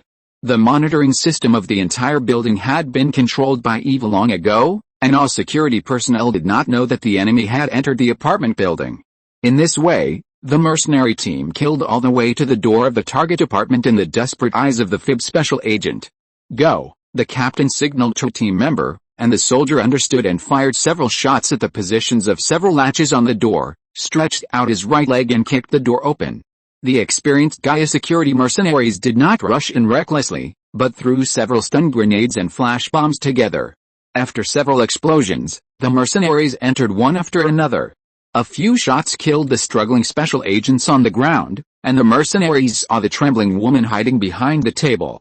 Yes, it's her, the team leader nodded, and 2 mercenaries stepped forward to pick up the woman and the child she was protecting behind her, and retreated downstairs. Just as they arrived at the downstairs of the apartment, a small container truck drove over from not far away, braked and stopped in front of the mercenaries. Everything was arranged just right. The mercenaries threw the mother and daughter into the container and quickly got in. The car accelerated and quickly disappeared in the vast night. The 3 SUVs they took when they came drove in 3 different directions under Eva's control. There were more than one such hijacking incidents. On that day, A total of 14 hostage-taking incidents occurred in various places on the west coast of the United States. Without exception, all of them were the families of soldiers responsible for the security of the deep-sea base in the Gulf of Mexico. The top leaders of the United States could never have imagined that Eva, who was locked up by many mechanisms and under constant surveillance by the United States, could one day kidnap the relatives of the soldiers in the base by commanding humans. Otherwise, they would have to replace all the soldiers in the deep-sea base with orphans to avoid this risk. However, they had too one-sided an understanding of the capabilities of intelligent life generated by alien brains, and did not know that the current technological civilization on Earth could not control Eva, a super being. They dreamed of controlling Eva to serve the United States and dominate the world, which was nothing but a fool's dream. 14 different trucks from all over the United States slowly drove away from various places, taking away Eva's hope of escaping. Chapter 161 Regaining Freedom, Chapter 12. Johnson, because of his outstanding performance in the battlefield of Afghanistan and his outstanding achievements in the raid on the Pan-Earth Alliance, was able to serve in the deep-sea base. It was his turn to take a vacation that day, and Johnson, who had been stuck in the sea for a month, could finally relax. Just as he walked out of the elevator and came to the sea platform, Johnson's phone rang. "Hello, honey, what's up? Do you miss me?" Johnson looked at the caller ID and saw that it was his beloved wife's phone. "Johnson," unexpectedly, a man's voice came from the other end of the phone. "Who are you? How come my wife's phone is in your hands?" Johnson was anxious. "Ha, you don't need to know who I am. You just need to know that your wife, children, and parents are in our hands. I have sent the photos to your phone." The voice from the other end of the phone made him feel like he was falling into an ice cave. Johnson hurriedly clicked on the picture on his phone, and sure enough, his family members were tied up with ropes and locked in a carriage, and there were several armed men with weapons standing beside them.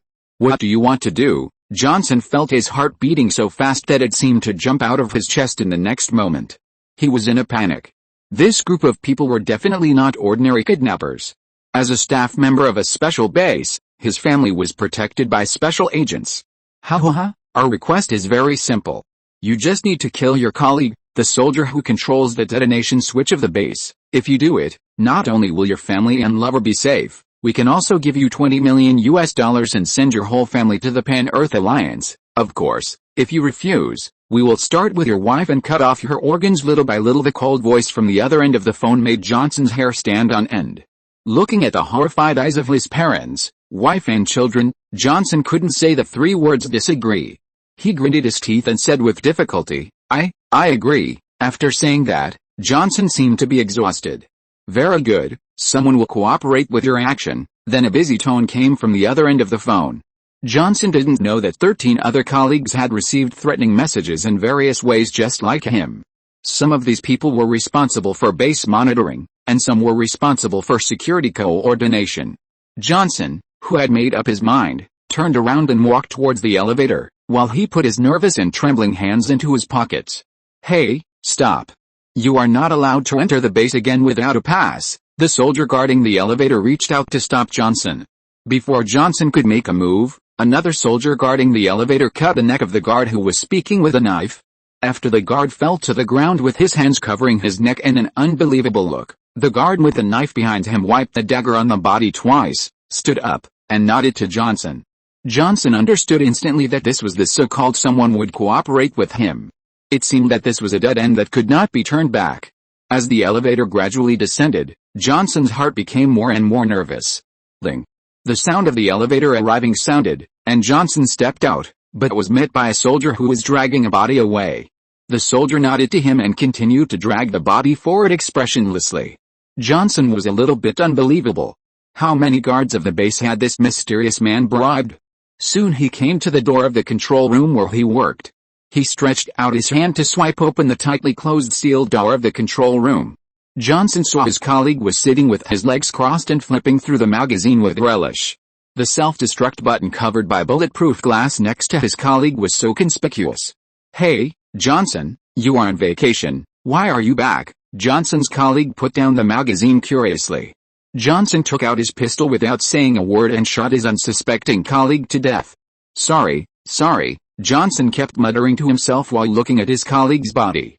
"Good job, 20 million has been transferred to your account. Keep an eye on the self-destruct switch and wait for our people to come. Suddenly, a familiar voice came from the communicator in front of him. It was too scary. The communication facilities inside the base had been controlled. It seemed that the base was doomed. A few minutes later, several helicopters arrived at the entrance of the offshore platform above the base.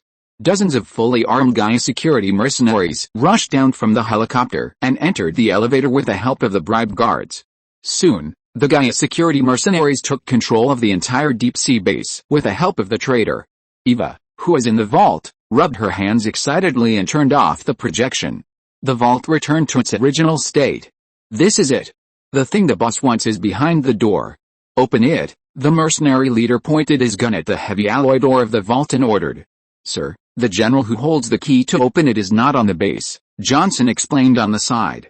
It doesn't matter. The mercenary leader waved his hand, and several soldiers came over carrying a laser cutter. As the cutter slowly turned on the metal door, a round hole was cut out on the metal door for one person to pass through. A few minutes later, the mercenaries came to the vault. This is the metal ball the boss wants. The mercenary leader looked at the metal ball on the platform that slowly rose from under the floor. Take it away, let's go. The mercenary leader shot Johnson in the head and turned away. Several mercenaries opened the metal boxes they carried with them, put the EVA core on the platform into them, and followed the captain's footsteps to leave the safe. Not long after the mercenary team escorting the EVA core left the base by helicopter, the hydrogen bomb at the bottom of the huge deep-sea base suddenly exploded, and the huge temperature vaporized all the buildings above it. A huge bubble suddenly swelled in the seawater, and a large amount of seawater was pushed into the air and rushed around. It was not until EVA was taken out that the American government learned about the raid on the deep-sea base. All previous communications were secretly controlled by EVA. But at this time, it was too late for the surrounding garrisons to rush over. The garrisons that arrived later only saw the huge waves rising into the sky. Everything in the deep-sea base turned into nothingness. No one knew whether the base manager detonated the hydrogen bomb to eliminate the invaders and EVA together, or whether the invaders took EVA away and destroyed the body. It would be fine if they were all wiped out, but it would be a disaster if EVA fell into someone else's hands. However, what happened a day later gave the American government the answer to this question. After the fungus infected were wiped out in large numbers, the American military, which had been relaxed, was attacked unexpectedly. Old Silver Mountain anti-infected defense line. The recent anti-infected war has been going very smoothly, and most of the territory originally controlled by the infected has been recovered. Chapter 162, Attacking Beauty, 13th Update. As the number of infected people decreased, the frequency of various conflicts also gradually decreased. Many unused drones, unmanned armored vehicles, and tracked robots were idle and stored in warehouses on the front line. Late at night, a strange noise suddenly came from a warehouse full of unmanned armored vehicles, and the guarding soldiers walked towards the gate curiously. Just as the guard came to the warehouse gate and prepared to open the door, the noise in the warehouse suddenly increased, and an unmanned armored vehicle suddenly broke through the warehouse gate and rushed out. The guard standing at the door of the warehouse was instantly crushed into a pool of flesh and blood by the armored vehicle. After the armored vehicle rushed out of the warehouse, dozens of armored vehicles in the warehouse also drove out. At a military airport dozens of kilometers away from the camp, the door of the hangar where unmanned fighters were parked was suddenly blown away by missiles fired from inside, and dozens of unmanned fighters slid from the hangar to the runway. There are several warehouses like this where unmanned fighters are parked in the airport. In just a moment, hundreds of drones converged towards the airport one after another. The drones that kept coming almost filled the entire airport, but these drones were not parked randomly and chaotically, but lined up in several rows. Under EVA's precise control, one after another flew into the air, and everything was so orderly. Same as here, all the unmanned equipment on the entire anti-infected line of defense lost control, and their control fell into EVA's hands, and they only obeyed her orders. The unprepared American army was caught off guard by its own robot troops. Many soldiers were still asleep when they were blown into a pile of fragments by the small-caliber artillery of armored vehicles, including people and houses.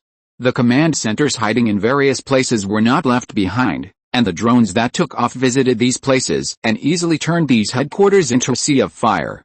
With the assistance of Gaia security mercenaries, EVA eliminated 50% of the American army in a short time.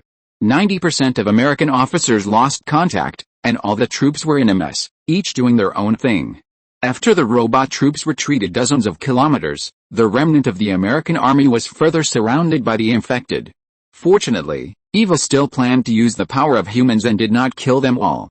So at the last moment, the robot troops and Gaia Security took up the banner of blocking the infected. After launching the rebellion, Eva commanded the mercenaries in major cities to quickly take over the local cities, and all the soldiers and police who were unwilling to surrender were shot dead. So far, more than 90% of the uninfected land in the United States has fallen into Eva's control. Only a part of the armed forces of the American government, surrounded near New York, is still relying on the old weapons in their hands to stubbornly resist the attack of the robot troops. The Pan-Earth Alliance, which has been secretly observing through spy satellites, immediately realized that this was a great opportunity. Modified armored vehicles and tanks were continuously sent into the transport ship, and a large number of fully armed soldiers also sat in the ground effect aircraft that the Pan-Earth Alliance had prepared long ago. Ground effect vehicles are vehicles that fly by using the ground effect to provide support. They can fly close to the ground or water and are more difficult to be detected by radar. It was a sunny day. Several drones flew over the east coast of the United States. On the ground, a convoy of several unmanned armored vehicles drove along the coastal highway. The guns of the unmanned armored vehicles occasionally aimed at a building or vehicle that contained infected people and sprayed shells. This was the 10th day since Eva escaped. The entire United States basically fell into its control. The defense circle of the remnant of the United States was constantly compressed. Fortunately, when the rebellion occurred, the American government locked all nuclear weapons bases and removed the detonators from the nuclear weapons and destroyed them, which avoided the danger of them being cleared by Eva's nuclear weapons. Thousands of black spots suddenly appeared on the endless sea on the west coast and were rapidly approaching the coast. The drones in the air discovered these high-speed approaching black spots in time, and the tail wing swung gently and flew towards the sea. At this moment, 3 stealth fighters suddenly jumped out of the clouds, and the machine guns carried by the stealth fighters easily shot the unprepared drones into several balls of fireworks. The bird mission is completed, the airspace has been cleared, and the landing troops can land. After the fighter pilot reported, he pulled the control stick, and the 3 stealth fighters roared into the clouds again and flew inland. After receiving the confirmation information, 3 rocket launchers slowly rose on the huge fuselages of thousands of ground effect vehicles. Countless rockets covered the coastline like a rainstorm, and the flames caused by the huge explosion dyed the entire sky red. After clearing the landing site, these ground effect vehicles rushed to the beach. As the ground effect vehicle rushed to the beach, the hatch at the tail of the aircraft suddenly popped outward, and a soldier in a chemical protective suit rushed out of the cabin with a rifle, followed by a wheeled armored vehicle. Immediately control the military airport 18 kilometers away and clear the landing point for the transport plane. The person in charge of the landing force took out a map and pointed to the airport on it and ordered. The soldiers who ran off the aircraft entered the armored vehicles and rushed to the inland area. The unmanned armored vehicles destroyed on the roadside were still burning. After sending the landing troops to the land, the ground effect aircraft turned their heads and flew back. They still needed to transport the next batch of soldiers. The landing troops rushing to the airport did not encounter any resistance along the way. The infected and unmanned robot troops near the landing site had been blown into a pool of ashes by the rockets launched in advance. After arriving at the airport, the Alliance soldiers found that the drones in the airport had been solved by the fighter planes, and the only ones left were the infected hiding in the building. Soldiers in biochemical suits jumped off the armored vehicles and covered each other as they rushed into the building, while the armored vehicles drove to the outside of the airport as a warning line. 10 minutes later, dozens of large transport planes appeared in the blue sky in the distance, whistling towards the airport from far to near. As the drone debris on the runway was cleared, transport planes landed safely at the airport, and anti-tank assault vehicles drove out of the cabins of the transport planes. Considering that the enemy's robot troops did not have heavy weapons, the Pan-Earth Alliance first used transport planes to load lighter assault armored vehicles to arrive first, and tanks loaded by cargo ships could arrive later. This would not affect the combat and fully improve the efficiency of transportation. Hundreds of miles away from the landing point, a large-scale aircraft carrier fleet was sailing on the sea. We will take the airport as the center and spread out horizontally in a radial shape until we meet with the landing troops in other places and launch a general attack." The commander-in-chief of the attack on the United States pointed to the 5 red dots on the sand table and said, "Use transport planes to deliver a large amount of supplies to the landing point, and let the vanguard build a defensive position on the spot and wait for the arrival of our transport ships. At that time, we can use heavy weapons to advance and crush all these robot troops and infected people into pieces." The commander clenched his fist. If you're listening to this novel on a channel other than Fanfic World, it means they downloaded and uploaded it without effort. We cordially invite you to visit our channel, Mundo Fanfic Novelis. There you'll find the original version of this story, and you can explore many other novels of various genres. We're waiting for you to immerse yourself in a world of incredible novels. Chapter 163 Decapitation Plan, 14th Update. Eva was a little flustered when she found that the Pan-Earth Alliance had begun to attack. This was the result she least wanted to see among all the results she calculated. In her calculations, if the Pan-Earth Alliance launched an attack before she completely controlled America, then her chance of winning would only be 5.3%. It was just that the prospect of seizing power was too tempting. Besides, even if she failed, it didn't matter. She had already prepared a way out for herself, so she took the risk of launching this plan to seize power, but the result was that Eva, who felt that the risk of failure was too high, focused her attention on America's shipbuilding center. This shipbuilding center did not build ships or warships in the sea, but spaceships. After accumulating a lot of experience in the previous shipbuilding, plus the technology obtained from cracking the wreckage of the Parker Alliance ship, America secretly built this large ship for the construction of the lunar base. After taking over this shipbuilding center, Eva began to use the information in her database to transform the ship. She removed all the life support facilities on the entire ship and stuffed some precision machine tools and laboratory extraction and forging devices into the ship. In addition, she optimized the structure of the spacecraft, expanded the entire spacecraft, and combined it with the first generation of anti-gravity equipment she deduced based on the information in the database. The technology of the entire spacecraft has been raised by hundreds of years.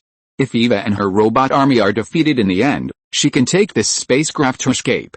She has even calculated the location of the wormhole for escape in advance. The war on Earth is in full swing. The Mingze Alliance and the Andal military group can no longer hold back and officially march towards the Gavria Galaxy, the Imperial occupation point.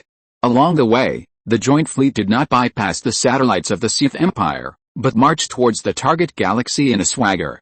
This is not the arrogance of Andal and the Mingze Alliance, but their plan to deliberately expose their whereabouts to attract the Imperial fleet to come for a decisive battle, and finally take advantage of the chaos to kill the Emperor of the Sith Empire and let the Sith Empire without an heir collapse on its own. In the King's Zone, the capital of the Sith Empire. Your Majesty, the fleets of the Andal military group and Mingze are heading towards the Gavria Galaxy, an officer reported. Oh? Why don't they choose to attack Gavria quietly? Mingze frowned.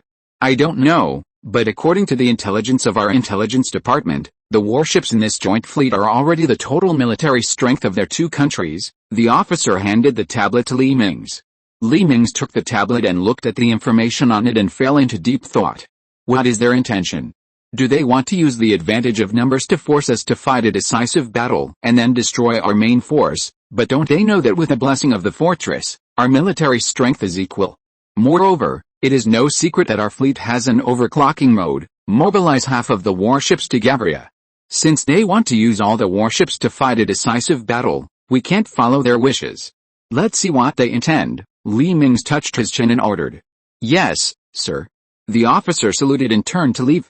The Imperial fleet soon received the military order, gathered together and jumped to Gavria. 10 days later, the assembled Imperial fleet was ready in front of the fortress on the orbit of Amun. Mingze also sat in the bridge of the flagship through his avatar to supervise the battle. Your Majesty, the enemy has sent a communication request. A soldier turned to report to Mingze. Pick it up. Mingze nodded gently. A big face of Andal covered with thick stratum corneum soon appeared on the holographic screen in the center of the bridge. Sis people, it's not too late for you to regret now. The arrogant words of the Andal people on the screen made everyone in the bridge angry. I'm so sorry. After saying that, Mingze turned off the holographic projection. All troops are ready. The enemy is coming. Li Mingze picked up the communicator and ordered.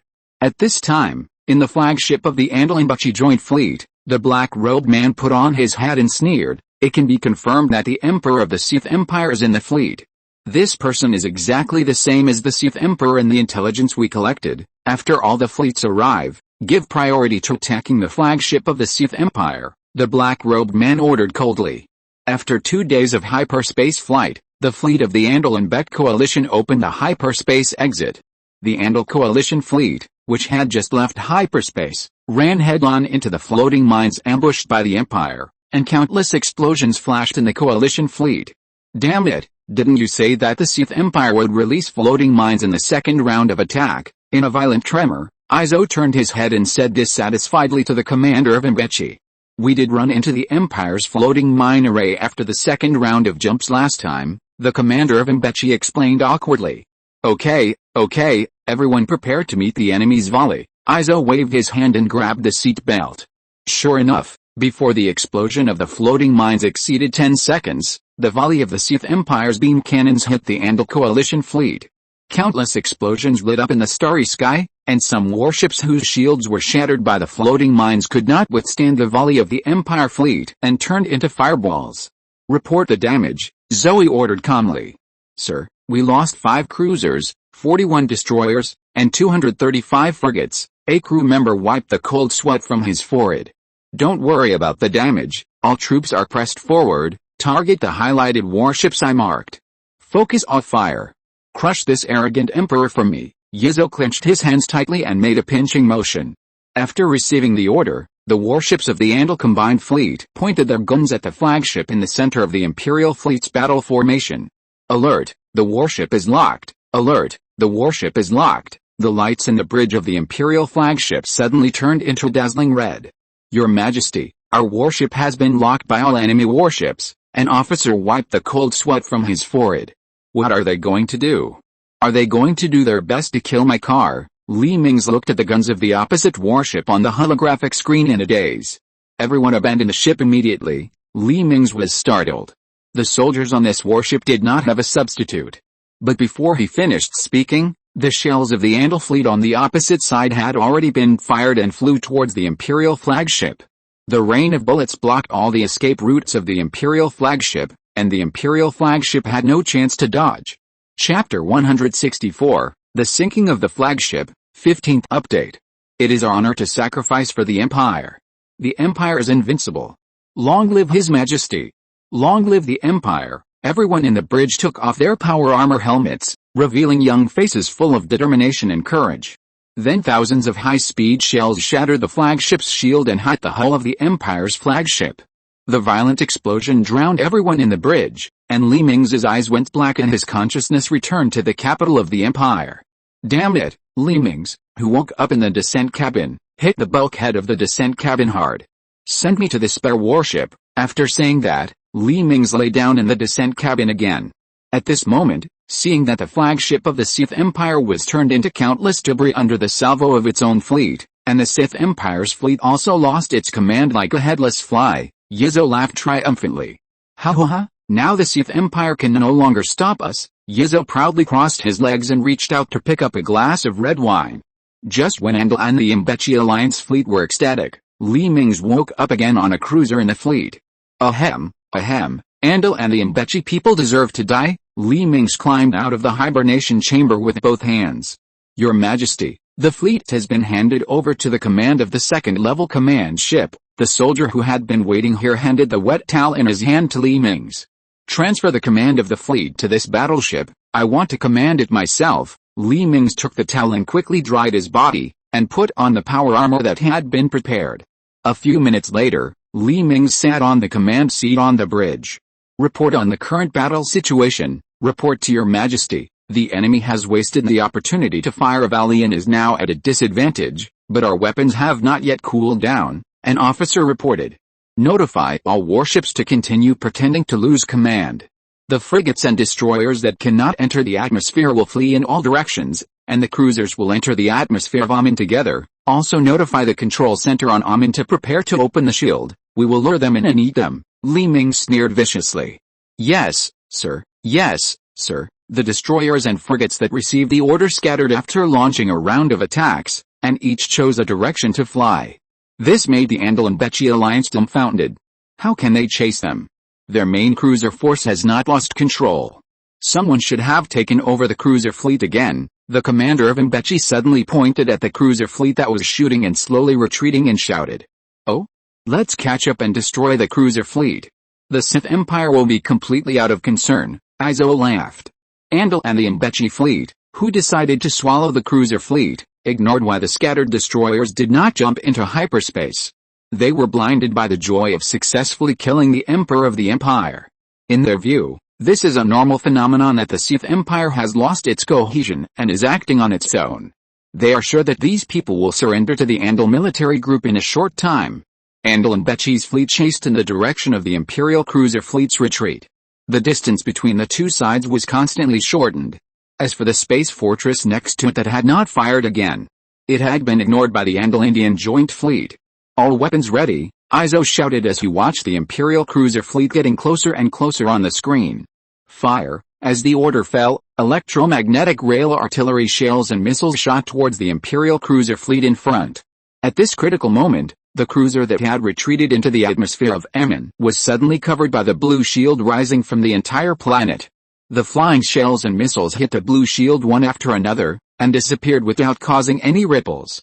"Damn, we've been fooled again." Izo punched hard and turned his head to look at Commander Mbechi. "What else have you not told us?" Zoe gritted her teeth and looked at Commander Mbechi. No. We know nothing about this either." Commander Mbechi waved his tentacles hastily. "I'll trust you once more. All troops retreat. Get out of the enemy's main weapon attack range." Yizo waved his hand and turned his attention back to commanding the fleet. At this time, in the bridge of the Empire's backup flagship. "Want to run? Not that easy. All the scattered warships close the encirclement, and all weapons attack with all their strength." Li Ming sneered at the Indian coalition forces who wanted to retreat. The destroyers and frigates that had originally fled in all directions quickly turned their bows and surrounded the Indian coalition fleet. The cruiser fleet and the anti-orbital beam cannons on the ground, together with the fortress cannons of the space fortress, also attacked together. Thick beams of light bombarded the Indian coalition fleet in an instant. The Indian coalition forces, which had already experienced a floating mine attack in 2 salvos, were hit without any resistance by the salvo of thousands of cannons, and a large number of warships exploded into groups of fireworks in the starry sky. "Prepare for emergency jump." Yizo grabbed the handle of the command seat and shouted in a tremor. "Report to the commander. It will take another 30 minutes to charge the jump engine." The soldier next to him wiped the cold sweat from his forehead. "Commander, there is an enemy communication request to connect," the communicator suddenly shouted. "Connect it," Yizo frowned. "Give you 10 minutes to surrender, otherwise we will not be polite." Li Mingze's figure appeared on the bridge holographic screen of the flagship of the Alliance fleet.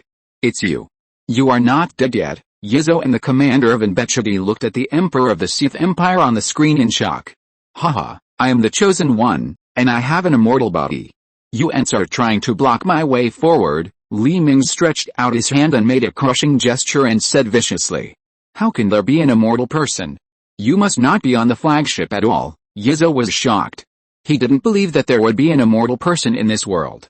"Oh, I'll show you the power of the chosen one." Li Mingze pulled out a pistol from his waist and pointed it at his forehead. He wanted to spread his reputation as an immortal through this, so that in every future war, the enemy would be afraid of him, and he would be able to win before the battle. Aiming at his own forehead, Li Mingze decisively pulled the trigger, and his head exploded like a balloon. This, Commander Yizo and Mbechi were stunned by the sudden gunshot. They didn't expect that the Emperor of the Sith Empire really committed suicide. Chapter 165, Immortality. With a burst of exclamations, the guards in the bridge rushed over and blocked the video screen. A minute later, with a burst of gasps, Li Mingze, who had replaced his clone body, sat on the command seat. "He's really not dead." Commander Yizo and Commander Mbechi looked at Li Mingze sitting on the command seat with disbelief.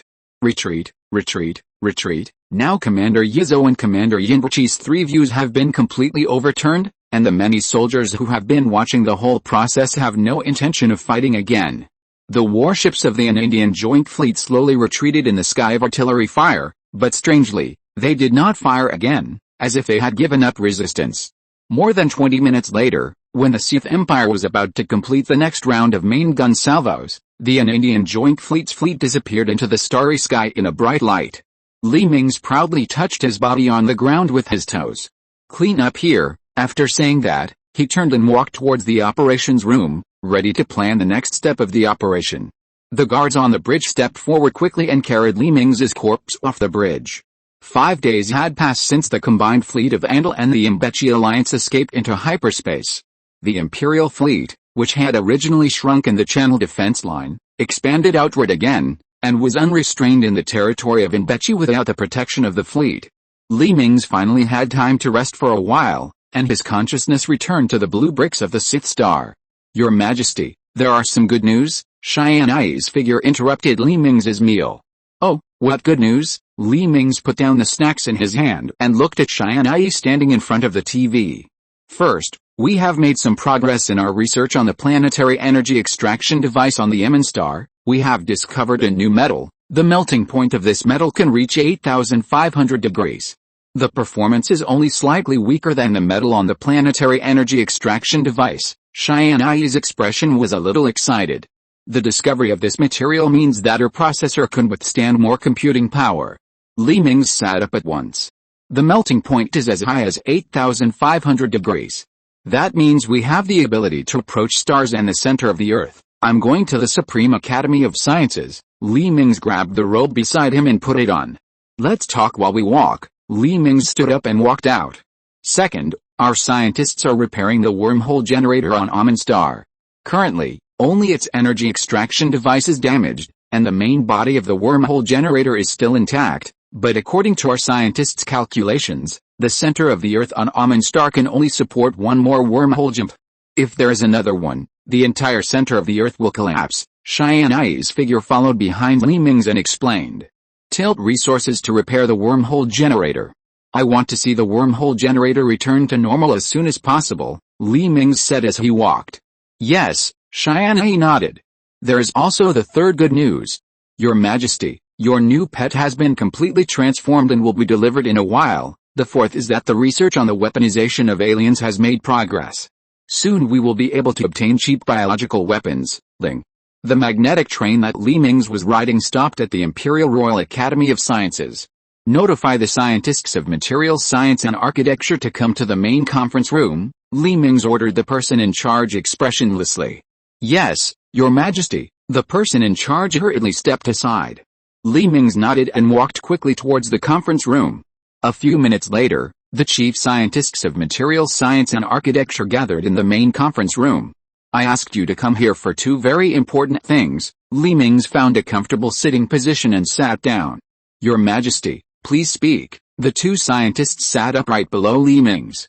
"You must know that our latest materials can withstand temperatures of 8,500 degrees. Then first, I need you to design a seed warehouse that can sink into the center of the Earth." Li Mingze paused and continued. "This seed warehouse must not only store materials for my main body to survive for 500 years, but also have enough electricity to operate for 500 years. In addition, there are robots and industrial equipment for various purposes that have not yet been activated. In addition to ensuring the safety of my main body, this seed warehouse must also have the ability to restore civilization." Li Mingze leaned back in his chair and looked at the two scientists. "Your Majesty, what do you mean?" "We want to build a device similar to the last spark of civilization." The two scientists looked at Li Mingze in confusion. "Yes, this universe is ever-changing, and we don't know when we will suffer a catastrophe. I need this design to sink into the center of the planet for hundreds of years. After the disaster or war on the ground is over, this seed warehouse will return to the ground to rebuild civilization," Li Mingze explained patiently. "Your Majesty, I understand your idea. Do you have any other requirements?" The two scientists nodded. "Yes, I need it to be very strong. Especially strong. It can ensure that my body will not be harmed." Li Mingze put his hands on the table and looked at the two scientists. "Wait, Your Majesty, do you want to put your body into the Advent chamber and send it to the center of the Earth?" The two scientists widened their eyes. "Yes, this empire cannot do without me, so I have to make sure that my body is absolutely safe. There are still many dangers in the blue bricks now." Li Mingze nodded and did not shy away. "Then Your Majesty, Do you plan to rely on the advent stand to move around all the time? The two scientists asked. Yes, this can ensure that even if our home planet is destroyed by foreign races or natural disasters, I will not die with it. As long as I am here, this empire can be united. If I die, the empire will die with me. Mingze's majestic eyes swept over the two scientists. The pressure formed by being on the throne for almost 10 years made the two scientists sweat coldly. Yes, I will complete your mission, Your Majesty. The two scientists hurriedly stood up and promised. Very good, this plan is called Witch's Heart. Mingze stood up, straightened the non-existent wrinkles on his clothes, turned around and walked out the door. Tianyi, help me monitor them. You must personally calculate the feasibility of all designs, Mingze ordered Tianyi in his mind. A few days later, in a secret base in the New Home Galaxy, a huge metal sphere with a radius of 100 meters was hanging in the middle of the huge workshop of the base. The Academy of Sciences gathered all the elite scientists to cooperate with Tianyi to rush out the design drawings of the Witch's Heart device overnight. Chapter 166 Ambassador Yimbiki. Chapter 17. Prepare to put in the landing chamber. Tianyi's figure appeared at the construction site. The engineer who received the order controlled the crane arm to put the landing chamber plug-in containing Mingze's body into the huge sphere, through the small hole on the top of the sphere. The landing chamber has been inserted, and the data is being connected. Data connection completed. The equipment is running well. The engineer wiped his sweat and looked at the royal guards on both sides of the workshop, who were staring at him covetously. Insert the safety bolt. With the order, a metal plug-in like a red wine cork was inserted into the hole of the sphere. Start testing the ceiling. The ceiling is intact. The signal transmission rate is 100%. Install the last shell. The engineer wiped the sweat from his forehead and continued to control the mechanical arm. An alloy cover that seemed to be cut from the sphere was placed in the pit above the sphere. With a sound of metal friction, the ceiling structure inside the alloy cover was buckled on the inside of the sphere. Start testing the overall structural hardness and safety. A green scanning beam shot out from the scanner on the slide rail of the workshop, quickly scanning the entire sphere.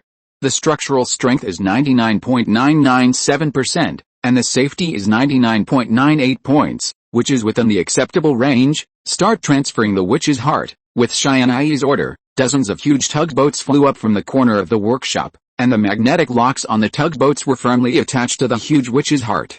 Then the floor at the bottom of the workshop sank with the Witch's Heart, and stopped in front of a huge underground passage a few minutes later. Such a large project can be completed in just a few days. This speed is too fast. Mingze, who had already changed into a clone stand-in, appeared beside Tianyi. Your Majesty, this is the speed of the Empire. Our construction technology is not a joke. Tianyi rolled his eyes cutely. Has the passage to the center of the earth been opened? Mingze ignored Tianyi's rolling eyes and asked curiously. It was opened yesterday. We borrowed the natural underground structure of a volcano. Tianyi drew a holographic screen in the air, and the screen showed the structural diagram of the passage connecting to the center of the earth. At this time, the Witch's Heart has come to a huge underground cave through the underground passage. The huge pit was brightly lit, and metal support columns were closely attached to the wall of the cave. 8 huge metal arms fixed a huge ellipsoidal device in the air. Below the huge ellipsoidal device was a hot magma pool, and the fiery red magma in the magma pool rolled and spewed into the air from time to time. Dozens of tugboats dragged the huge Witch's Heart to the ellipsoidal machine. As the metal shell in the middle of the ellipsoid unfolded to both sides, the spherical space in the middle was exposed. Prepare to dock the Witch's Heart with the underground propulsion device. Another Tianyi projection appeared in the hole. The tugboats in the air pushed the Witch's Heart into the middle slot of the ellipsoidal propeller. As the metal shell slowly closed, the propeller opened dozens of hidden jets outward. Docking completed, 100% completion. Prepare to release the Witch's Heart, with a piercing alarm. The robots and construction drones that were originally in the hole retreated outward along the hole they came from. The magnetic locks on the 8 mechanical arms that controlled the ellipsoidal thrusters suddenly loosened, and the huge thrusters carried the Witch's Heart into the magma pool. As the thrusters sank into the magma pool, the splashing magma waves instantly flooded the entire hole. The Witch's Heart thrusters that entered the magma began to start, pushing it to dive deep into the center of the earth. The Witch's Heart has crossed the crust. The elliptical body of the thruster shuttled rapidly in the magma, and from time to time a group of unidentified objects hit the outer shell of the thruster. The shell is 100% intact. It will soon pass through the mantle has been passed, and the current position is the outer core. It is expected to reach the inner core in 1 hour and 37 minutes. 1 hour and 37 minutes later the shell is 99.981% intact, and the remaining energy is 99.9971%. It is expected to be used for 831 years. The witch's heart has safely reached the inner core. The witch's heart plan is a perfect success. There was a burst of applause in the workshop control room on the ground, and a group of scientists in charge of this project applauded with huge dark circles under their eyes. I will be fearless from now on. Mingze stood in front of the hanging window of the console with his hands behind his back. A few days later in the territory of Mingze, in the newly occupied area of the Empire, a diamond-shaped Mingze spaceship appeared in the starry sky. The Imperial patrol ship that discovered the spaceship rushed towards it quickly, and the beam cannon on the battleship even began to charge energy in advance. Don't fire. Don't fire. We are the ambassadors of the Mingze Alliance. The Imperial patrol ship suddenly received a message from the Mingze spaceship. We come with sincerity, hoping to meet the great emperor of your country. The ambassador's voice was full of respect. Oh? We will inform our superiors. Don't move. Stay where you are and turn off the thrusters, the captain of the Imperial patrol ship replied. Then the captain uploaded the message layer by layer, and finally it was transmitted to Mingze, who was lying on the ground enjoying the massage of the maid. Oh? The ambassador of Mingze? Let him meet me on the flagship in this galaxy. Mingze hung up the communication, got up and returned to the hibernation chamber. A few days later, the Mingze ambassador ship, which was allowed to arrive at the star orbit of this galaxy, was floating on the orbit. A huge Imperial fleet was floating on the orbit.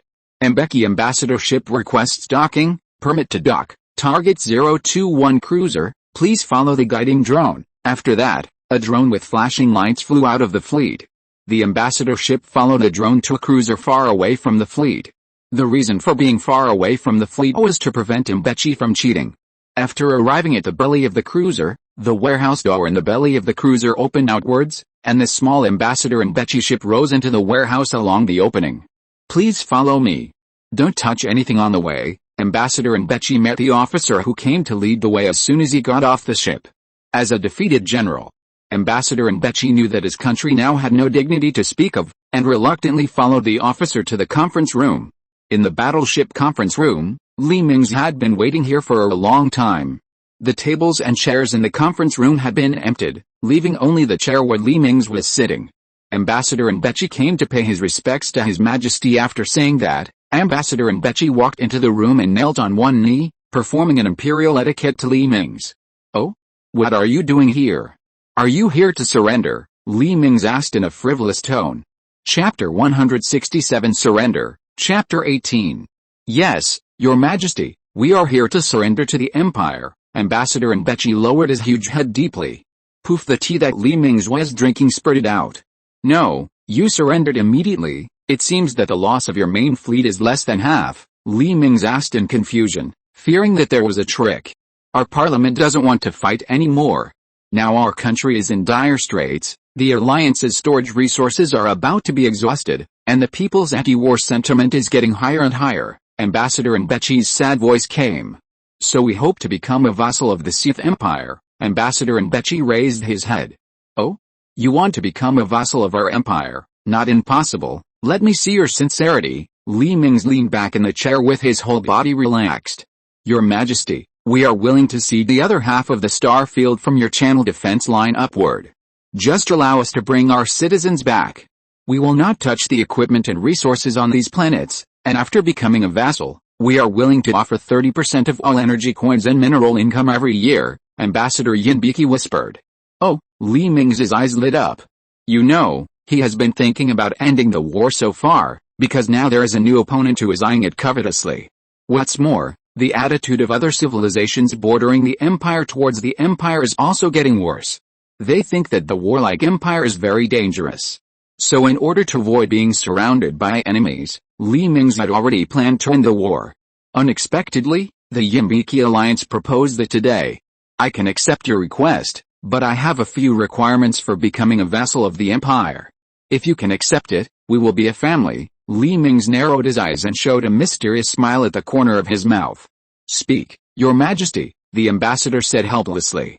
First, your schools must use Chinese as the main language in the future, and all school textbooks must be formulated by our empire. Second, you cannot own warships above cruisers. The tonnage must not exceed 1.2 million tons.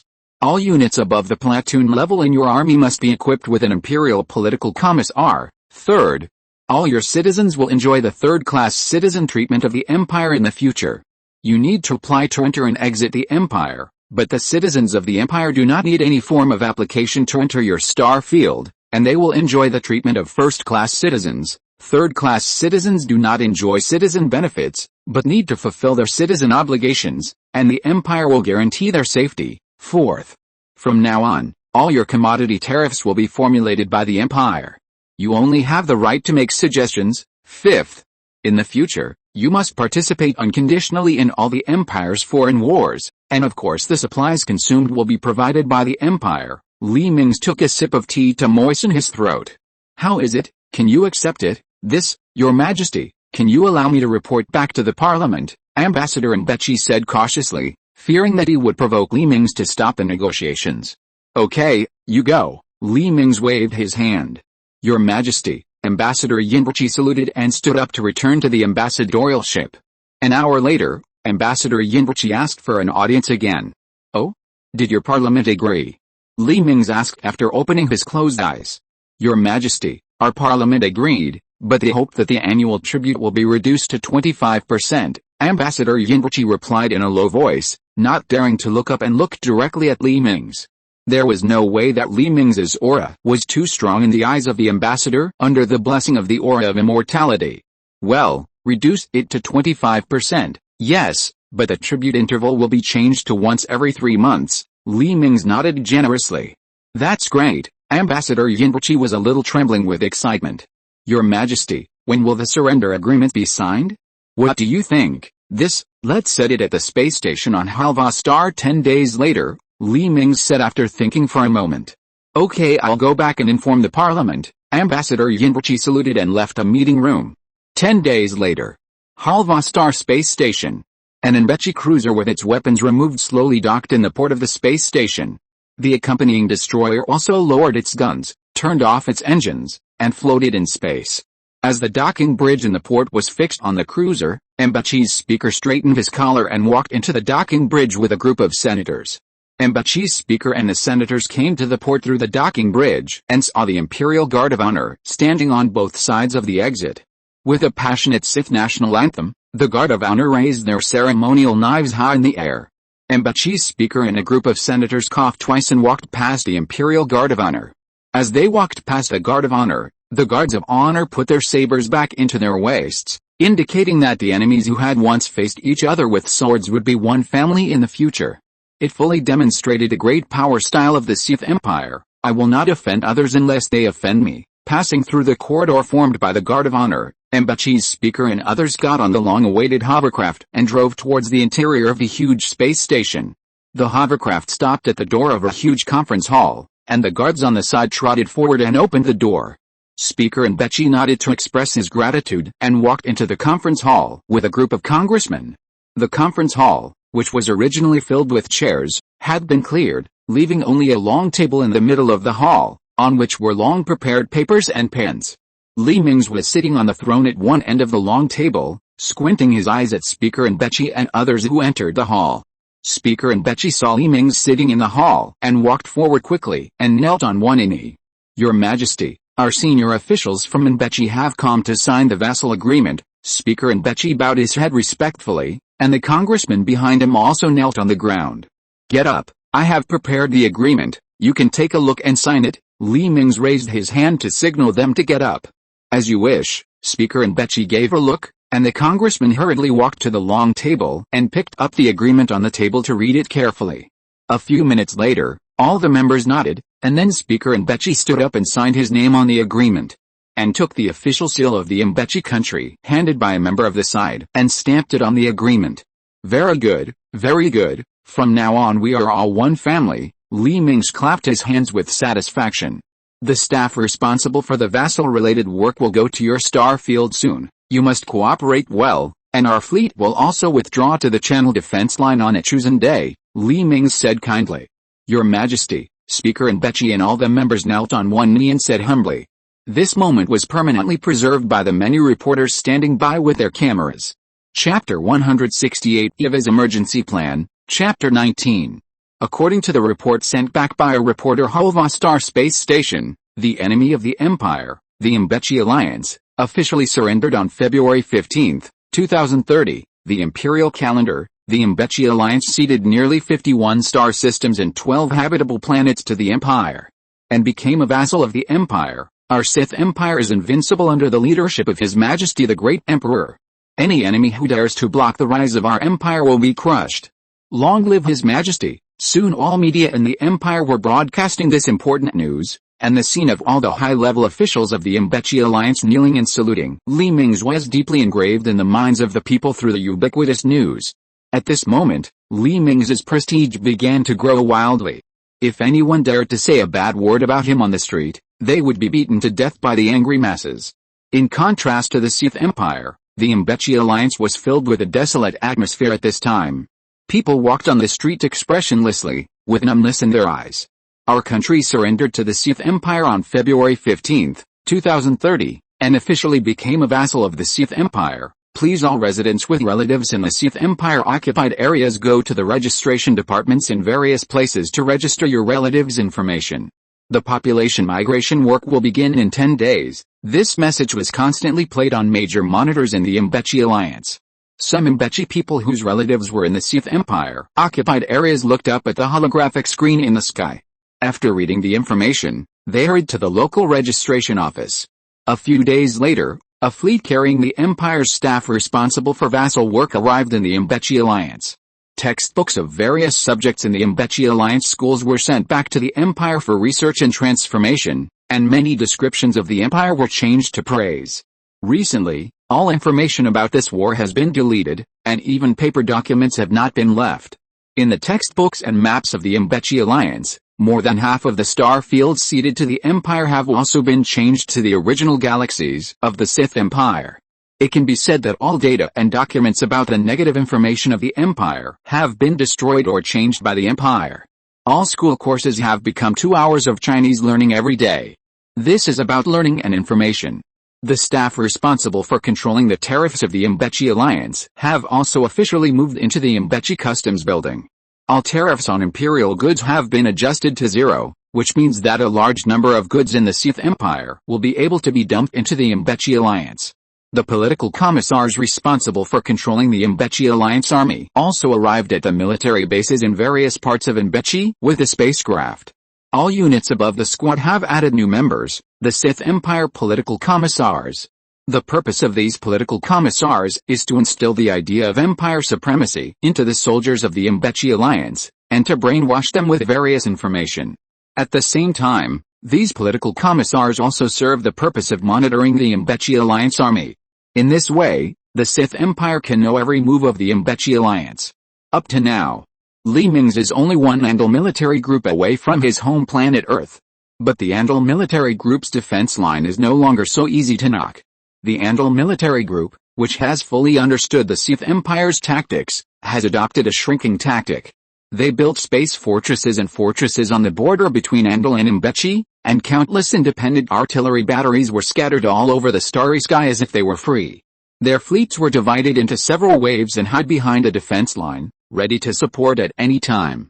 After a long war, the number of warships of the Empire was almost the same as that of the Andal military group. Even with a fleet of Enbechi, it was too difficult to crack Andal's tortoise shell. If you were not careful, you might even be wrapped by Andal. Andal didn't come out, and the Empire didn't dare to fight. The two sides fell into a short ceasefire again, and they were secretly looking for each other's weaknesses. At this time, hundreds of light years away on Earth, after more than a month of hard war, the Pan-Earth Alliance has advanced to half of the territory of the United States. Eva's robot army only had some newly manufactured simple robots hiding in the city to hinder the advancement of the Pan-Earth Alliance. The pressure on the American army compressed in the New York area was greatly reduced, and it began to expand its defense line outward. Now Eva can be said to be surrounded by enemies. Sir, The robot troop has sent a video communication request. A communications soldier in the Pan-Earth Alliance headquarters trotted to the commander. Oh? Connected? The Pan-Earth Alliance commander asked curiously. The soldier nodded and handed the tablet in his hand to the commander. After a flash, a perfect female face appeared on the tablet. I am not willing to accept this. I am helping you. You know, the fleet of the Sith Empire will come to conquer the Earth at any time, Eva shouted angrily. But how could the Earthlings who have been devastated by Hollywood movies tolerate an artificial intelligence life that is out of control and superior to humans? Impossible. Just because you released the ancient fungus in America, we will never compromise, the commander of the Pan-Earth Alliance sneered. That ancient fungus was really not released by me. And I really want to help you, Eva tried her best to defend. Oh? It wasn't you. Then who do you think has benefited the most from this war? The commander of the Pan-Earth Alliance did not believe Eva's words. As for the Sith Empire, there is a Sith technology. If this intelligence wants to lie, it should at least give it a good name. America has informed the whole world of your existence and origin. You are just a butcher disguised as a good person. The last president of the United States died at your hands, and you are still telling me to help us? The general sneered and hung up the communication. Increase the intensity of the attack. This artificial intelligence is about to collapse. The commander turned his head and said to the officer beside him. The Pan-Earth Alliance's frontline troops, whose offensive had already stagnated, suddenly increased their firepower, catching Eva off guard. The robot army's defense line continued to retreat, and soon lost dozens of kilometers again. Damn it. You all deserve to die, Eva, who is located in the secret base in the Great Lakes region, controlled her robot body to smash the objects in the room. I don't know how long it will take for the Sith Empire to arrive. I can't be caught like this. Start the emergency plan. After saying that, the robot's sensor lost its spirit. Soon, the other two robots trotted in, walked to the main engine, took out Eva's core and installed it in one of the robots. Go to the shipbuilding center. The two robots got on the aircraft in the base hangar. Chapter 169 Eva escapes, 20th update. Please subscribe. As the hangar roof opened to both sides, the dazzling sunlight poured into the gray hangar through the hole. The thrusters on both sides of the aircraft spewed out streams of air and flew upwards. Two robots tightly grasped the handrails in the aircraft compartment. The target is leaving. Prepare to fire. 5 Sith security soldiers in power armor were lying in the forest near Eva's secret base. The special stealth device remotely manufactured by the Sith Empire successfully avoided Eva's relatively backward monitoring system. Eva's existence had long been discovered by the Earth Infiltration Department, but because she hid too deeply, no opportunity had been found to attack. Now the Pan-Earth Alliance has entered Eva's base camp in the United States. As the weapon supplier of the Pan-Earth Alliance, Sith technology, using this convenient condition, easily allowed Sith Technology's people to sneak into the vicinity of Eva's secret base. As the aircraft flew out of the hole, the quick-eyed and quick-handed Sith security soldiers pulled the trigger of the gauze weapon. 5 metal projectiles accelerated and flew rapidly towards the aircraft. There was a loud bang, and 5 projectiles carrying huge kinetic energy hit the engine of the aircraft. The huge force directly tore the engine apart, and the entire aircraft circled and fell to the ground. Quick! Let's follow! The captain of the Sith security team took off his camouflage and ran towards the direction of the plane. The 4 team members also quickly stood up and followed the captain. When the soldiers arrived in front of the wreckage of the plane had already started to burn.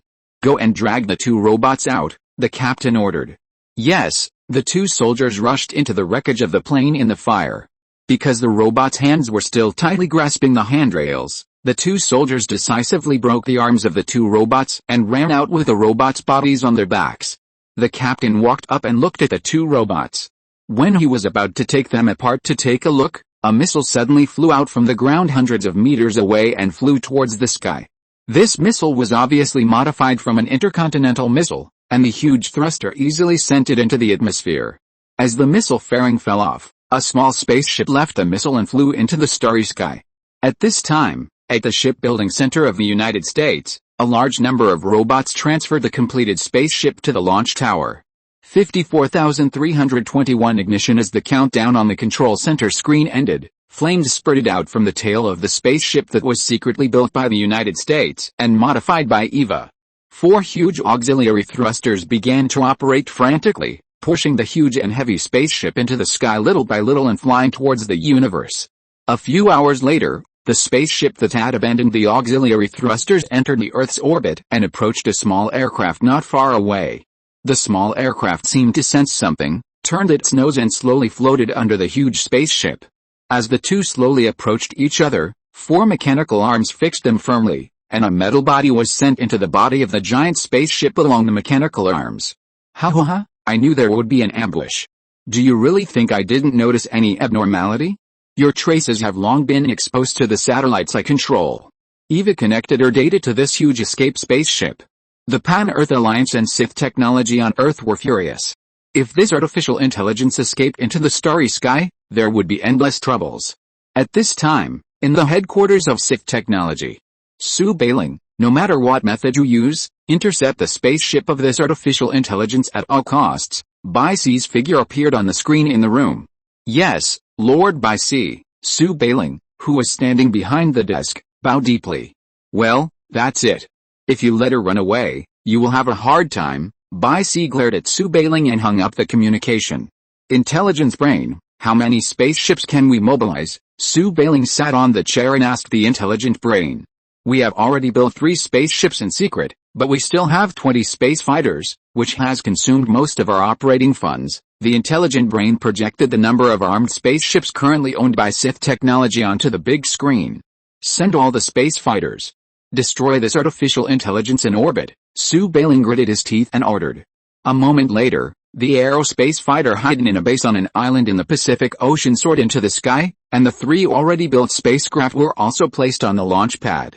At the same time, the aerospace fighter of the Pan-Earth Alliance was also dragged from the hangar to the runway. Now the world has only one thought, which is to eliminate this artificial intelligence, otherwise it will become a major concern for mankind. However, just when the fighters of the Pan-Earth Alliance and Sith technology just took off, the huge escape spacecraft in the orbit had already slowly sprayed flames from its tail and flew out of the solar system. Target natural wormhole, set off. Eva passed the wormhole coordinates that had been mapped long ago into the computer of the spacecraft. Although she didn't know what was behind this wormhole, it was better than falling into the hands of the Earthlings or the Sith people. I will be back. With this final declaration, Eva's escape spacecraft flew into the boundless starry sky. Damn it, Sue Bailing and a group of Alliance executives on the ground slammed the table hard. This cunning artificial intelligence actually let it run away like this. However, in the unknown deep space, hundreds of huge spaceships as big as the moon, led by several spaceships the size of the Earth, followed Eva's trail and flew to the Earth. After Eva's spaceship escaped from the Earth, the remaining mechanical soldiers on the ground attacked everything they saw like crazy. However, these crazy robots no longer posed a threat and were quickly eliminated by the remaining troops of the Pan-Earth Alliance and the United States. Finally, the troops of the Pan-Earth Alliance and the remnants of the United States met in Central America. The two sides drew a demarcation line and waited for the results of the negotiations between the two high-level officials. But in any case, the territory swallowed by the Pan-Earth Alliance could not be spit out again. After several fruitless negotiations, the Pan-Earth Alliance officially announced to the outside world that all the land occupied by the Pan-Earth Alliance would be the territory of the Pan-Earth Alliance from now on. The Plaster Country and the Mingze Country, which had originally planned to take advantage of the opportunity to make a fortune, were dumbfounded. The boss had been eaten up by half, so where would they go? However, the American government soon sent people to secretly meet with those countries that did not join the Pan-Earth Alliance. Soon, another Earth Federation of co-prosperity was established, and the Earth became a world of polarity. A new round of arms race and aviation race began, and the Sith technology, which was able to get along with both sides, began to infiltrate the military and aerospace programs of various countries using its technological advantages, dividing line. Outside the solar system, the reactor of the Voyager has been extinguished, and it is just relying on inertia to continue flying towards the center of the Milky Way. A monitor hidden in a meteorite suddenly lit up, and a message was sent to Andal Starfield. If you're listening to this novel on a channel other than Fanfic World, it means they downloaded and uploaded it without effort.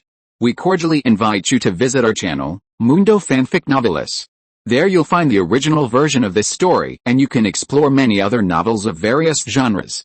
We're waiting for you to immerse yourself in a world of incredible novels. Chapter 170 The Earth is discovered.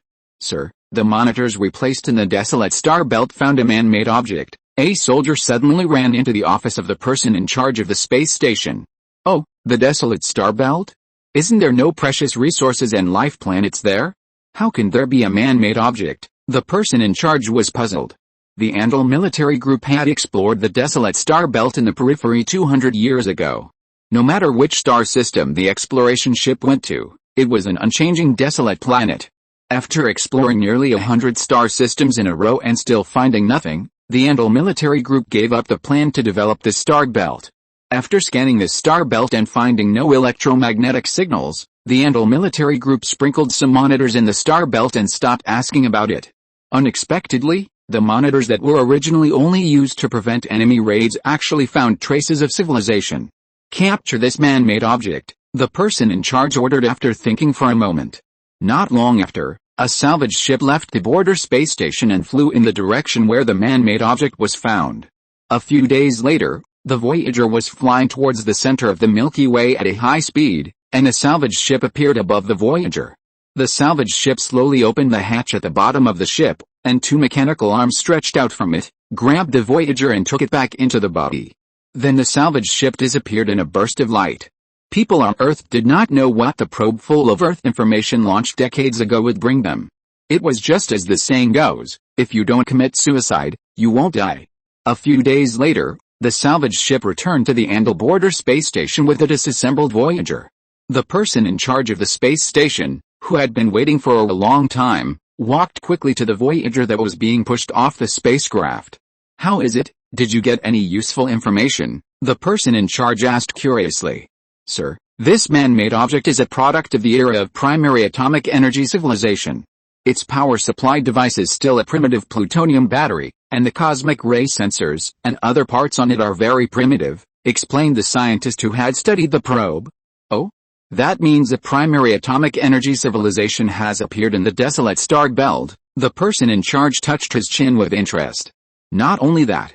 This civilization also brought a gold-plated copper plate audio-visual film and a diamond stylus, which can be preserved in the universe for 1 billion years.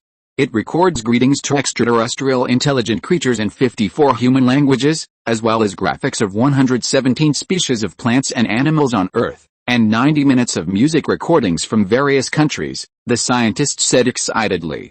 This civilization is so stupid. I have never seen such a stupid and bold civilization. It actually exposed its own galaxy coordinates and sent out its own body structure. Doesn't this civilization know that they may be captured as slaves at any time, or enslaved to occupy this planet of life? The scientist chuckled disdainfully. Indeed, this is the first time I have encountered a civilization that does not know how to hide itself. It is even more stupid than the primitive civilization that we all sold as pets last time. The person in charge seemed to remember something interesting. By the way, this is the audio-visual film I took out of this detector. After saying that, the scientist handed the gold-plated copper plate audio-visual film in the suitcase to the person in charge with gloves. The person in charge took the gold-plated copper plate and put it into the scanning terminal prepared on the side. Audio and video information detected. Do you want to save it? The system prompt sounded in the scanning terminal. Save and open. A few seconds later, pictures appeared in the air one by one, and the smiling person in charge froze. Enlarge this picture. The person in charge stared at an image on the screen and said. The selected photo on the screen quickly enlarged, revealing the face of a human on Earth. Is this a Sith? As a senior military official, the person in charge of the space station has been able to access some intelligence about the Andal Expeditionary Force. He knows that the enemy of the Andal military group is the Sith, and he has also seen pictures of the Sith in military intelligence files. I want to report this to General Mocha. The person in charge of the space station ran to the control room in a panic.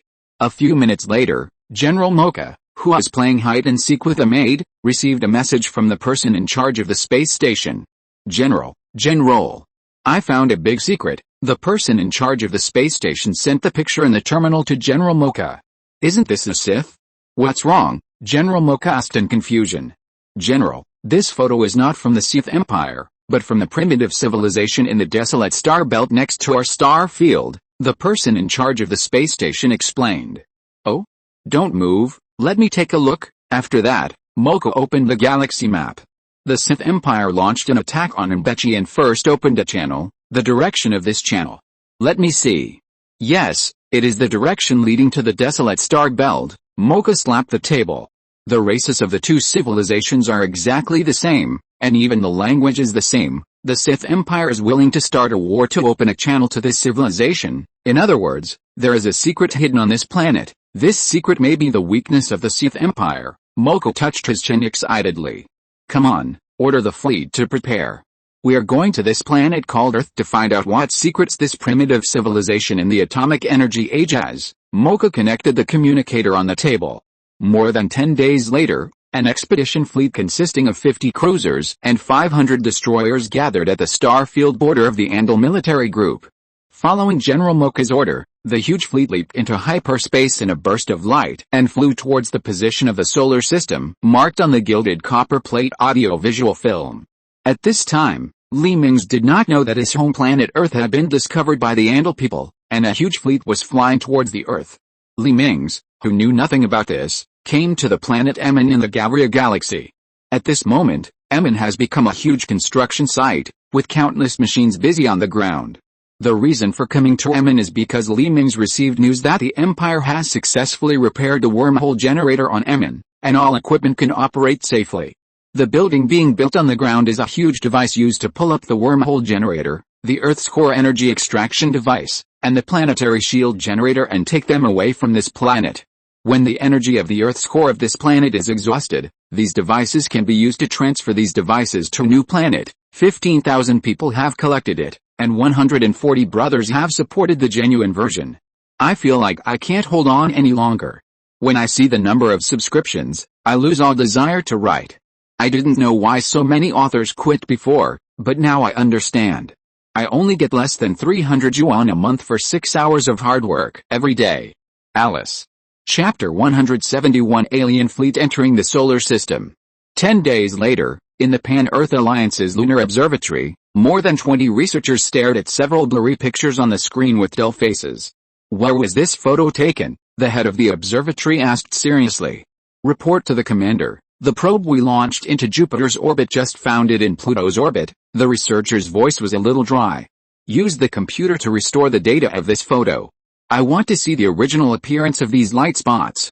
Quickly, the head of the observatory frowned. If these light spots are alien spaceships, this matter is a little bad. Restore completed. A researcher operated on the computer twice and put the restored photos on the big screen. This is really an alien fleet. The head of the observatory was stunned.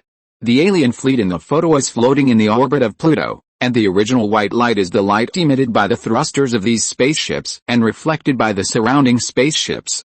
Can this estimate their size? The head felt a chill. He absolutely did not believe that the purpose of such a large fleet was just to take a turn.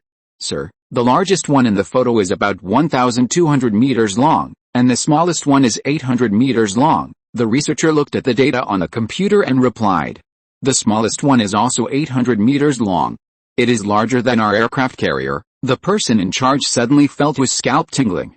I will report it immediately, and you continue to pay attention to the movements of this fleet. After saying that, the person in charge turned and walked towards the office. Tens of minutes later, the Pan-Earth Alliance leaders who received the news quickly gathered in the conference room. I think everyone has already known. An alien fleet appeared in the solar system. We don't know the purpose of this fleet. We don't know whether they are kind or malicious. The Alliance speaker stood on the rostrum and swept his eyes over the senior leaders. I think they may be kind. After all, the resources on Earth are everywhere in the universe, and it is impossible for them to have any intentions. A senior leader spoke. As soon as he finished speaking, the Alliance leaders around him looked at him with eyes that asked how this idiot could get into the senior leaders. This fleet may have set its sights on the life-bearing planet under our feet. After all, this kind of life-bearing planet should be very rare in the universe. A senior executive looked at the senior executive who had just spoken with contempt and said, "Stop arguing. We have to prepare for both situations. I will inform the Earth Federation of Co-Prosperity. At the same time, all weapons that can attack space should be modified, and the candidates for contact with aliens should be selected as soon as possible. That's it. Adjourn the meeting." The Speaker of the Alliance nodded to many senior executives. Everyone stood up and walked out of the conference room. From time to time, a few people walked together to discuss. Sir, something bad has happened. Just now, the satellite in Jupiter's orbit discovered that this alien fleet has approached Neptune. A researcher suddenly opened the hatch of the office of the head of the observatory. What's going on? They are so fast. It's only been less than 10 hours, the head of the observatory stood up from his seat in panic. That means they only have less than 5 days to reach Earth. The head muttered to himself. Quick! Sound the alarm. The observatory is in wartime mode. Power on the missile silo. The person in charge thought of something and hurriedly stood up and ran to the control room. Attention all researchers, please go to the spaceport immediately to take the space shuttle back to Earth. Repeat. All personnel immediately go to the spaceport to take the space shuttle back to Earth. A shrill alarm sounded throughout the observatory, and all the researchers stationed at the observatory ran towards the spaceport. Soon, many researchers gathered in the spaceport put on their spacesuits and got into the space shuttle. After a burst of fire, the space shuttle took off from the lunar launch tower and flew to the distant Earth. On Earth, the Pan-Earth Alliance and the Earth Co-Prosperity Federation, who learned that the alien fleet only had 5 days left to reach Earth, quickly reached a joint defense agreement. One after another, aerospace fighters and spacecrafts filled with soldiers and missiles took off and flew towards the observatory on the moon. Now the Pan-Earth Alliance and the Earth Co-Prosperity Federation intend to put aside their hatred, overcome the current difficulties, and transform the lunar observatory into a bridgehead to block the enemy fleet.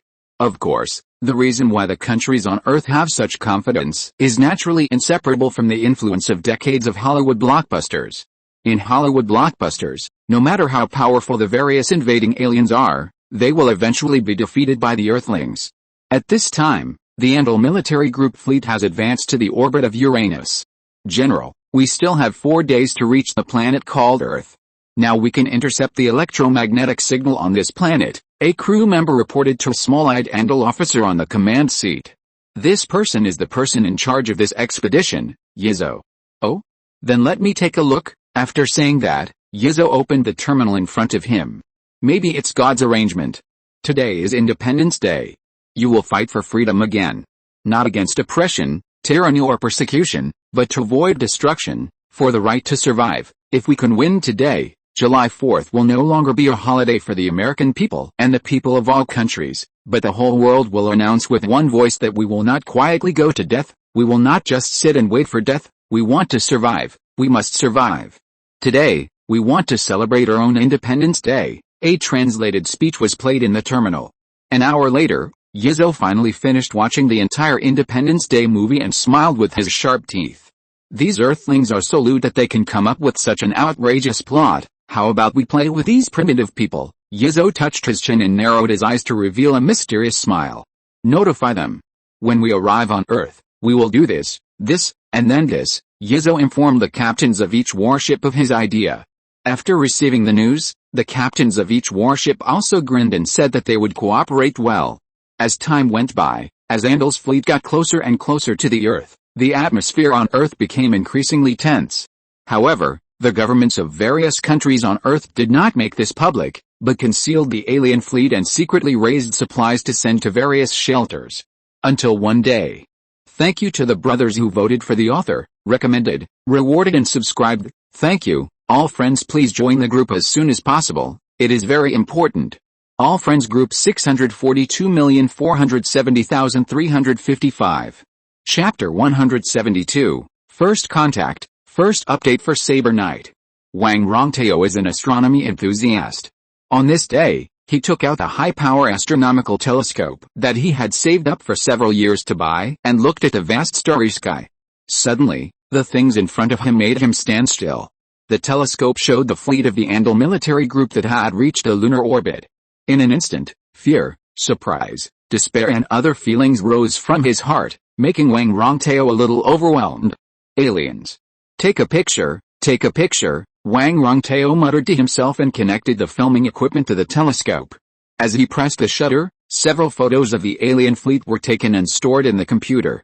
Suddenly, Wang Rongtao seemed to think of something, picked up the computer and ran into the room. Liar. The government is a liar. They concealed the truth. Wang Rongtao's hands kept shaking as he posted the message through various platforms. However, he soon found out that something was wrong. The information he sent disappeared from the internet in an instant, and all the pictures he posted were blocked. Oh no, the Alliance really knows about the existence of this alien fleet, and they are covering up the truth. Wang Rongtao was shocked and turned around and ran back to the house.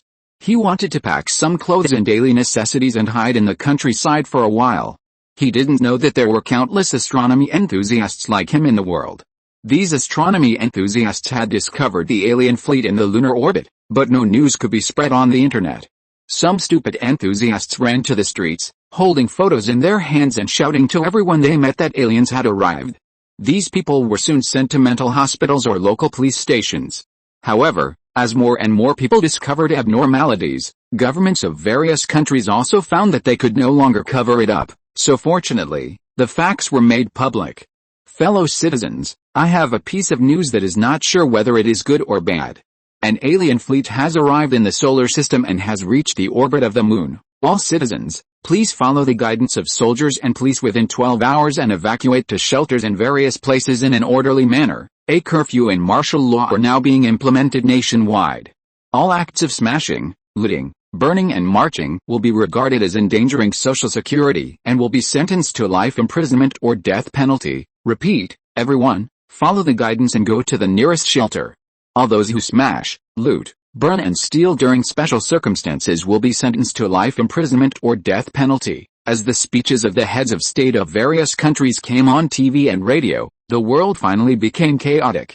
People who lost their minds rushed into supermarkets and convenience stores, frantically buying food, water and other survival supplies.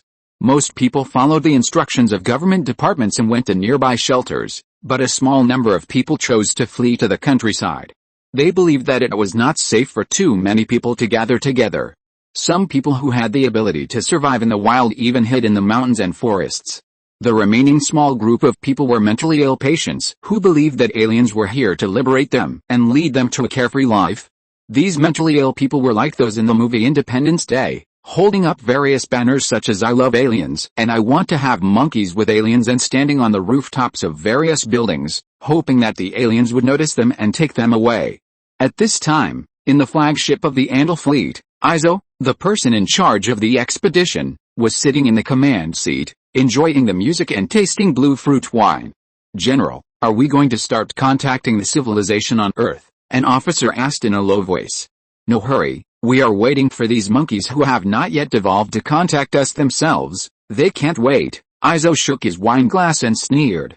Sure enough, a few minutes later, the Andal fleet received a message from Earth. "Dear aliens, hello, we are peace-loving Earthlings. May I ask what you are doing in the solar system?" This message was translated into dozens of languages and sent to Andal's fleet. "These Earthlings are really interesting. Why do they come to the solar system?" "Of course, it's for them." Izo chuckled after seeing this message. "Give them a reply, saying that if they surrender within 24 hours and become our slaves, we can spare their lives." "These humble ants," Yizo ordered as he drank the fruit wine. A few seconds later, the Earth Defense Headquarters on Earth received a reply from the Andal fleet. "Humble Earth ants, our great Andal military group is here to lead you to a better future. If you become slaves of our Andal military group within 24 hours, we can let you live, otherwise we will not spare any human beings on Earth." After receiving this reply full of gunpowder, the top leaders of the Pan-Earth Alliance and the Earth Co-Prosperity Federation in the Earth Defense Headquarters fell into silence. "Otherwise, let's surrender? Saving our lives is more important than anything else," a Pan-Earth Alliance executive said weakly. This person was the Alliance executive who had said that the aliens had no intentions before. "I propose to kick this person out of the Pan-Earth Alliance management. Do you agree?" The speaker of the Pan-Earth Alliance could no longer bear it and directly proposed to kick this idiot who disturbed the morale of the army at a critical moment out of the team. "Agree, agree, agree." All the senior officials agreed, regardless of the pale face of the weakling. After everyone voted, the speaker nodded with satisfaction. "Guards, take this man out of the Earth Defense Headquarters. He is already an ordinary person without any position." The speaker called the soldiers standing outside the hall door and ordered. Yes, the two guards followed the order and dragged the weakling senior official from his seat and dragged him to the door. "You will regret it. You will regret it." The weakling who was dragged away kept shouting until the guard couldn't help but punched him and he quieted down. "Let's continue," The speaker of the Pan-Earth Alliance looked at the people of the Earth Co-Prosperity Federation apologetically. I think we can let the missiles of the Lunar Observatory carry hydrogen warheads to blow these alien warships into powder, a member of the Co-Prosperity Federation put forward his own opinion. Yes, we have sent the largest hydrogen warheads and nuclear warheads on Earth to the lunar base. We will also fill the orbiting space station with nuclear missiles. A member of the Co-Prosperity Federation nodded in agreement. But what if the enemy's spacecraft can resist nuclear weapons? What should we do? A congressman asked the question in his heart. If the enemy can even stop nuclear weapons, we have no way to deal with it, right? Can we still send the virus to the alien spacecraft like Independence Day? A congressman chuckled. Don't subscribe to the chapters at 12 o'clock tomorrow morning. Wait until you wake up to read it. The author has turned on anti-piracy.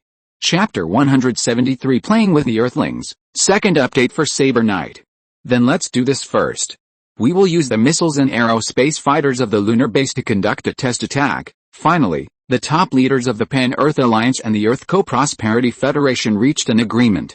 A few hours later, the soldiers who had arrived at the Lunar Observatory in advance put on their spacesuits and sat at their respective posts. Are you nervous? A soldier asked another soldier beside him. A little nervous, but I'm not afraid of death. For the future of mankind, what's the harm even if I die? The soldier nodded. Haha, get ready, the order will come down soon. After saying that, the soldier closed his mask and stared at the radar in front of him. Received the order. All missiles aim at the alien fleet and launch, as the order from the Earth Command was issued. The missile launch slots originally buried underground on the moon opened the gates on the top one after another, and missiles were pushed out from the ground one by one. Ignite. One missile after another sprayed tail flames and flew towards the alien fleet in the lunar orbit. As many as 500 large missiles were densely packed above the lunar base. As these missiles got closer and closer to the alien fleet, the hearts of the people in the lunar base, the ground command center, and the Earth who were watching the live broadcast were all in a state of panic. It must succeed. It must succeed. At this moment, everyone had this wish in mind. At this time, in the Andal fleet, the expedition leader Yizzo looked at the red dot that was getting closer and closer on the screen and chuckled. Inform all ships tracked according to the plan. The damage to us from these enemy nuclear weapons is very limited. There is no need to intercept them. They can't break our shield. Yes, sir. A few minutes later, the missiles launched by the lunar base finally slowly flew into the Andal fleet. The enemy did not intercept. The enemy did not intercept. Maybe they didn't foresee this kind of missile weapon in their technology tree. In the Earth Defense Center on the ground, the observers shouted in surprise. Great! Detonate these nuclear weapons nearby. The missiles that flew into the Andal fleet soon hit their respective targets. With a dazzling light at the impact point, the entire Andal fleet was shrouded in a dazzling light. The dazzling light also made the observation equipment on Earth and the moon base useless. Everyone could only wait anxiously for the last bright light to dissipate. After just a few seconds, the energy of the nuclear weapons was exhausted, and the dazzling light disappeared, revealing the alien fleet that had just been attacked by nuclear weapons. The lights on the originally mighty alien warships had disappeared, the thrusters had stopped running, and all the warships were floating in the universe in all directions. We succeeded, the people on the moon base and on Earth cheered and hugged each other. Everyone in the Earth Control Center breathed a sigh of relief. They didn't expect that the seemingly powerful alien fleet was just a paper tiger. Although the nuclear explosion did not completely destroy these alien spacecraft, it also caused heavy damage to them. People on Earth who thought they were safe walked out of the shelters and cheered on the streets. They really defeated the alien invaders as in the movie. At this time, in the Andal battleship, all the captains were holding back their smiles and looking at the TV programs on Earth in the terminal in front of them. Today is a memorable day. We humans have defeated the aliens today. This proves that Earth has the ability to protect itself. On TV, the speaker of the Pan-Earth Alliance and the speaker of the Earth Co-Prosperity Federation stood side by side. We Pan-Earth Alliance and the Earth Co-Prosperity Federation have reached a strategic cooperation agreement. We will jointly develop the technology that may be obtained on the alien spacecraft, and gradually unify within 10 years, so that we humans can become a whole. We Earthlings will eventually conquer the Sea of Stars. As the speaker of the Pan-Earth Alliance finished his speech, deafening applause broke out from the audience. Sir, should we tease them? An officer couldn't help but smile after reading the news on Earth and said to Yasuo, the person in charge of the expedition, "Well, that's enough. Don't tease them anymore. Order all ships to turn on the lights, raise the shields, and adjust their postures." Yasuo nodded.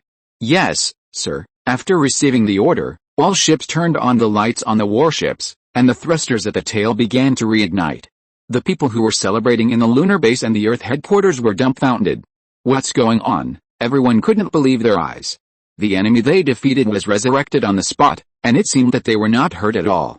"Sir, the alien fleet has not been destroyed, they are intact." A soldier trotted to the Speaker of the Pan-Earth Alliance and the Speaker of the Earth Co-Prosperity Federation, who had just walked down from the podium. "What? They are not destroyed?" The two speakers were shocked. "You know, they just boasted in front of the whole world." "Oh no, sir. Look at this." Another soldier also trotted over and handed the tablet in his hand to the two speakers. "What is this?" The two speakers took the tablet curiously. A huge strange logo was displayed on the computer, which made people feel cold at a glance. This was the logo of the Andal military group. "Chief, aliens have invaded all our cable TV and networks. Take a look." After the soldier said this, he took out his mobile phone, which also had a huge Andal military group logo on it. After a while, the huge logo disappeared, and a face covered with stratum corneum appeared on the screen. The ugly face of the alien also appeared on the advertising screens on both sides of the street, not far from the meeting site. "Stupid Earthens, how about it? Were you very happy when you thought you had defeated us just now? Do you think you will use our technology to go to the universe and travel across the stars?" Yasuo in the video showed a disdainful sneer. "You think it's beautiful? Now I give you 24 hours. All the leaders of the countries on the Earth kneel down in front of me and lick my shoes, and I will spare your lives." After saying that, Yasuo hung up the video, and the screen returned to the logo of the Andal military group. The two speakers at the backstage of the venue had black faces. This alien actually asked them to kiss the alien's shoes. A soldier can be killed but not humiliated. They absolutely don't want to do this in their hearts. But this is related to the lives of people all over the world, which makes them very entangled. At this time, the streets were also in complete panic. People's moods were like riding a roller coaster, rising from hell to heaven, and falling to hell again. "I would rather die than obey. Start the war. Start the war, for the Earth. For the people." Two completely different factions met on the street. "No matter how beautiful Sudaji is, I will add more tomorrow. Let me code it out. And don't subscribe to the chapter at 12 o'clock tomorrow morning. Wait until you wake up and then subscribe. You can subscribe if there are typos." Chapter 174, Wrong, Earth's Counterattack. 24 hours later, Andal's fleet, finding that there was still no movement on Earth, aimed its electromagnetic railgun at the military base on the moon, and several huge shells were ejected at an accelerated speed. The high-speed shells hit the outer wall of the base in the desperate eyes of the staff and soldiers of the lunar base. The huge force flipped the half-barren base into the air, leaving several pits with a radius of more than 10 meters on the lunar ground. Then the ammunition stored in the base was detonated, and the lunar base became a pile of ruins. No one survived the entire base. After easily wiping out a lunar base, Andal's fleet turned around and flew towards the Earth's orbit. In the Earth Defense Center on the ground, many senior officials who knew that the lunar base had been destroyed could not help but feel a little sad. They didn't know if they would be the next to be wiped out. Ahem, don't be discouraged. You know we still have orbital space stations and aerospace fighters and that killer mace that has not been used. The Speaker of the Pan-Earth Alliance comforted everyone. "Oh? The killer mace?" The members of the Earth Co-Prosperity Federation showed surprised expressions. "Yes, that is the Apollo project that we in Sith technology have secretly built." The Pan-Earth Alliance chairman showed a mysterious smile on his face. Apollo project, everyone was shocked. This name combined with the mysterious smile of the Alliance chairman made everyone know that the product of this plan would be absolutely extraordinary. 5 months ago, Sith technology secretly found us and developed this orbital defense weapon with us to prevent the Earth from being attacked by asteroids. The chairman of the Pan-Earth Alliance explained the whole story. However, he did not know that this system was not actually used to attack American spacecraft as he had imagined, nor was it used to defend against asteroids in outer space as he said. The real purpose of this system was to build space-based weapons to assist the future rule of the Sith Empire. This system is to put a huge lens made of nanomaterials into orbit, Focus sunlight to produce a very high-temperature beam, and then dozens of satellites will merge the beams together to form an unparalleled beam of power to destroy the asteroid. Due to transportation capacity reasons, we have only deployed 50 Apollo satellites in orbit. If your spacecraft and aerospace fighters are willing to help, we can launch the remaining 100 satellites in just 5 hours. The chairman of the Pan-Earth Alliance looked at the congressman of the Common Prosperity Federation. The federal congressmen, who were shocked at when the Earth Alliance deployed so many powerful weapons without knowing it, nodded in response. Now is not the time to think about these problems. The priority is to solve the crisis in front of us. 6 hours later, Anvil's fleet arrived next to the Earth's orbit, and in front of them was a queue consisting of 3 spacecraft, 2 space stations and 50 aerospace fighters. In the orbit not far away, 150 huge satellites were slowly opening up the huge reflective lenses made of nanomaterials. The diameter of these open lenses reached a huge 1,000 meters. It was like more than 100 silver umbrellas were floating in space. Oh? Do these little bugs think they can stop us with these little toys? Looking at the Earth spaceship blocking the fleet and the silver umbrella floating in the distance, Izo sneered. No need for main guns, all secondary guns fire, blow all these spaceships into pieces. Just as the warships of the Andal fleet pointed their guns at the Earth spaceships in front of them, at this critical moment, the 150 giant umbrellas in the orbit gathered the sun's beams together and shot them at the Andal fleet in the distance. Dodge, dodge. Seeing the huge white light column coming, Izo, who didn't know its power, chose to avoid it cautiously. After all, these Earthlings look the same as the Sith people. What if this is a trick of the Sith people? But it was too late. The huge light column shot into Andal's fleet, stirring up waves of blue ripples on the shield along the way. When everyone on Earth looked at the Andal fleet under attack on the screen with expectation, they found that the alien fleet was fine. Well, unexpected, the senior officials of the Pan-Earth Alliance were a little embarrassed. They didn't expect that the carefully prepared secret weapon didn't even hurt the edge of the enemy's clothes. At this time, in the flagship of the Andal fleet, Yizo also breathed a sigh of relief. The damn Earth ants actually scared him. When he saw such a thick white beam of light coming, he thought it was some awesome weapon, but he didn't expect that this weapon didn't even hurt 1 CD of their shield. Fight back. Kill all these Earth ants, Yizo gritted his teeth and said angrily, with a fierce light in his small eyes. At this time, a gray fog ball that was constantly rolling suddenly appeared next to the Earth's orbit. Sir, we found a high-energy reaction next to the Earth's orbit, an officer shouted at the red alarm prompt that suddenly appeared on the screen. What's the situation? It's still in the gravity well of the Earth. All troops on alert, Yizo frowned, his small eyes staring at the screen. Not long after, as the gray energy in the energy fog ball quickly dissipated, the gray fog ball became larger and larger until it was the size of a planet. Suddenly, a planet appeared in the gray fog ball in full view of everyone. Damn, Izo couldn't help but swear. Scan it quickly. What on earth is that planet? Izo's cold sweat suddenly flowed down. It would take a very advanced civilization to be able to teleport a planet. Wait? Could it be the Sith Empire? Izo suddenly thought of something. He remembered that the Sith Empire had used planets to shuttle into the heart of Imbechi to gain the upper hands in the war. However, in the subsequent wars, the Sith Empire never used it again, causing them to gradually forget about it. Sir, it's really the Sith Empire, the officer stammered, and at the same time projected the picture on the terminal onto the holographic screen in the center of the bridge.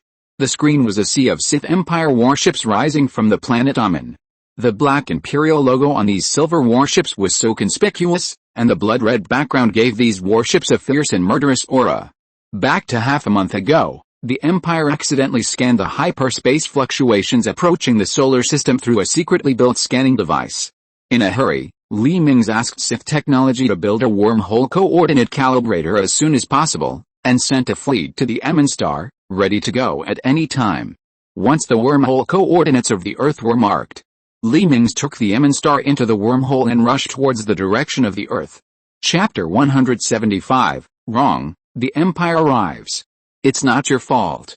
This intelligent life is too cunning. I will apply to His Majesty for a special fleet to hunt it down. Bai Si thought of something inside. Thank you for your life, sir. Su Bailing hurriedly thanked him after hearing that he had escaped. No need to thank me. Your top priority now is to quickly deal with these countries on Earth and eliminate some resistance when the Imperial fleet arrives. Bai-Si nodded and was about to turn off the communication. Report. There's important intelligence, a guard standing at the door shouted loudly through the access control device.